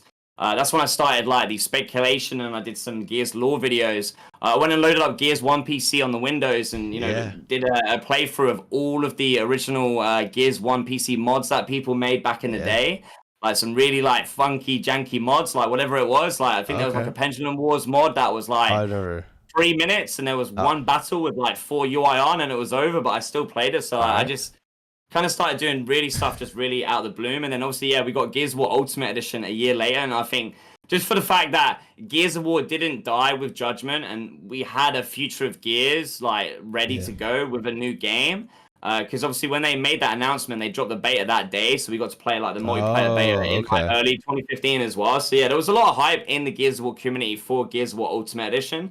But obviously, like a lot of people did see the game as sort of like a stepping stone towards Gears of War 4, because Hmm. we know that it was coming out the following year, and obviously Yeah. Gears 4 coming out a year after, it kind of killed it off. And also, just because Gears of War Ultimate Edition was a sort of like one-to-one remake of Gears 1, it didn't have like horde mode in the game, it didn't Yeah. have like new components, was probably a reason why it fell off a lot as well. Yeah. And just yeah, everybody just obviously as soon as Gears of War 4 dropped, you know, some people might have stayed on UE because they're like, oh, I prefer UE because that happens every Gears game. As you say, there's still Yeah. people like to this day playing Gears 2 and Gears 3, Yeah. like For sure. they just won't move on, you know, they just stay there Yeah. for as long as they enjoy it, I guess. But yeah, most people moved on to Gears 4, and you know, Gears War Ultimate Edition was more of a stepping stone. But that was obviously in the early days of Xbox, before the times of like current Xbox, right? Like we don't Yeah. For have, sure. you know, there was no crossplay. You know, as you say, there was Yeah. like, you That's know, it why the wasn't even PC day one version on a is PC. dead. Yeah, like the Windows 10 PC came out like a year later or Yeah. half a year later or something like that. It wasn't cross-platform with the Xbox No. versions, so yeah, it died off very quickly, and you know, you can't really get those achievements anymore. Um, and yeah, it was just yeah, most people moved on to Gears 4, and it was just, you know, a bit of exciting buzz to get obviously a new Gears game because Judgment almost killed off the franchise. Yeah, that's fair. So I will say, I don't know if this is blasphemous, but like the added levels in UE, like I I feel like they're of lower quality than the rest of the campaign. Like Yeah, they're not bad, but as I was playing them, I was just like, this is kind of whatever. Like I know they yeah, were they were. they were part of the PC port way back in the day, but like Yeah, I was about to say that. Yeah, yeah, they were made by People Can Fly for yeah the yeah, original Gears 1 PC release. You know, yeah, the Brumac fight is all right. You know, it's all right. it's very basic. Like, you know, the idea obviously fighting a Brumac, and you're like, whoa, like this could be really cool. And yeah, it's very, very bare bones. Also, we did get other Brumac fights later on, which felt a Yeah, little bit better. Like, there's a couple in Gears 3, yeah, yeah. and obviously you have the Swarmac in Gears 4. But yeah, that Gears 1 was very, very, very bare bones, and you can obviously tell like even from the gameplay in Ultimate Edition, like it didn't really maybe translate. And that was also maybe another reason why like not a lot of people stuck around, because they were like, oh, okay, you know, got my year fix of like, you know, I feel like a child again. Like, I'm Yeah. young, I'm playing Gears 1, but it's like, you know, remastered with better graphics, dedicated servers. You know, I've enjoyed this for now. Kind of like, you know, when peak Fortnite came out, like everybody gamed, and then, you know, they kind Yeah. of just went back to normal, you know? Yeah, that's fair. All right. Well, I feel like we touched a lot of Gears topics, a lot of good Gears gas. But no, I Hey, appreciate all that Gears of War gas, man. no, I appreciate you I have coming to on, take a man. sip of drink, man, because my mouth gets so dry, you know? And sometimes this is how my streams go, man. Like, I don't even play the game sometimes. I'll just be sitting You there just for half talk. an hour, just talking, man, just There talking. you I'm, go. oh, I've got people in my lobby waiting to play, and I'm like, oh, my bad, guys. It's just been, you know, it's 25 minutes on EDay right now. My bad, my bad. Yeah, all right. Well, with that, I think we'll wrap it up. Usually, you know, at the end we kind of go around the table, talk about what people can look out for. I imagine for you it's Gears videos and Gears streams, so Yeah, literally, yeah. Streaming Gears 5 daily, and yeah, just non-stop, unlimited Gears of War EDay content, the news and info. You know, like I said, the story lore. I do probably like a wish list series and just put out all of my ideas and opinions and things I want to see. And yeah, just non-stop Gears of War content. You know, the drought is finally over. We made it out of the trenches into the there you go. you know, spring of Gears of War EDay, and yeah, I just can't wait, man. I really hope that this is the revival that the Gears of War franchise is definitely needed for a long time. And yeah, hopefully this is, you know, the best Gears of War game yet. And obviously it'd be life changing for me, but for everybody else that's a Gears fan, you know, this is the moment we've been waiting for, and we've got a little bit more of a way to go, maybe a couple more years, but when we finally get there, and to the Halo fans, it will be worth it. Just, you know, Yeah. you might have to wait. Let them cook, man. Let them cook. Yeah, no, for sure. All right, well, I think that'll wrap it up then. I think you know, I would say we should play some Gears like soonish, but I don't know if I'm gonna hop on Gears 5. So when E-Day rolls out, I'll hit you up. Yes. We'll play some games, and 100%, then man. you can carry the shit out of me because I'm fucking Hey, terrible. I'm ready. So. Hey, the backpack is always ready, man. The backpack is it's got space for everybody, man. All right. Well, with that, thank you for coming on, man. Thanks everyone for watching, and see you guys all next time.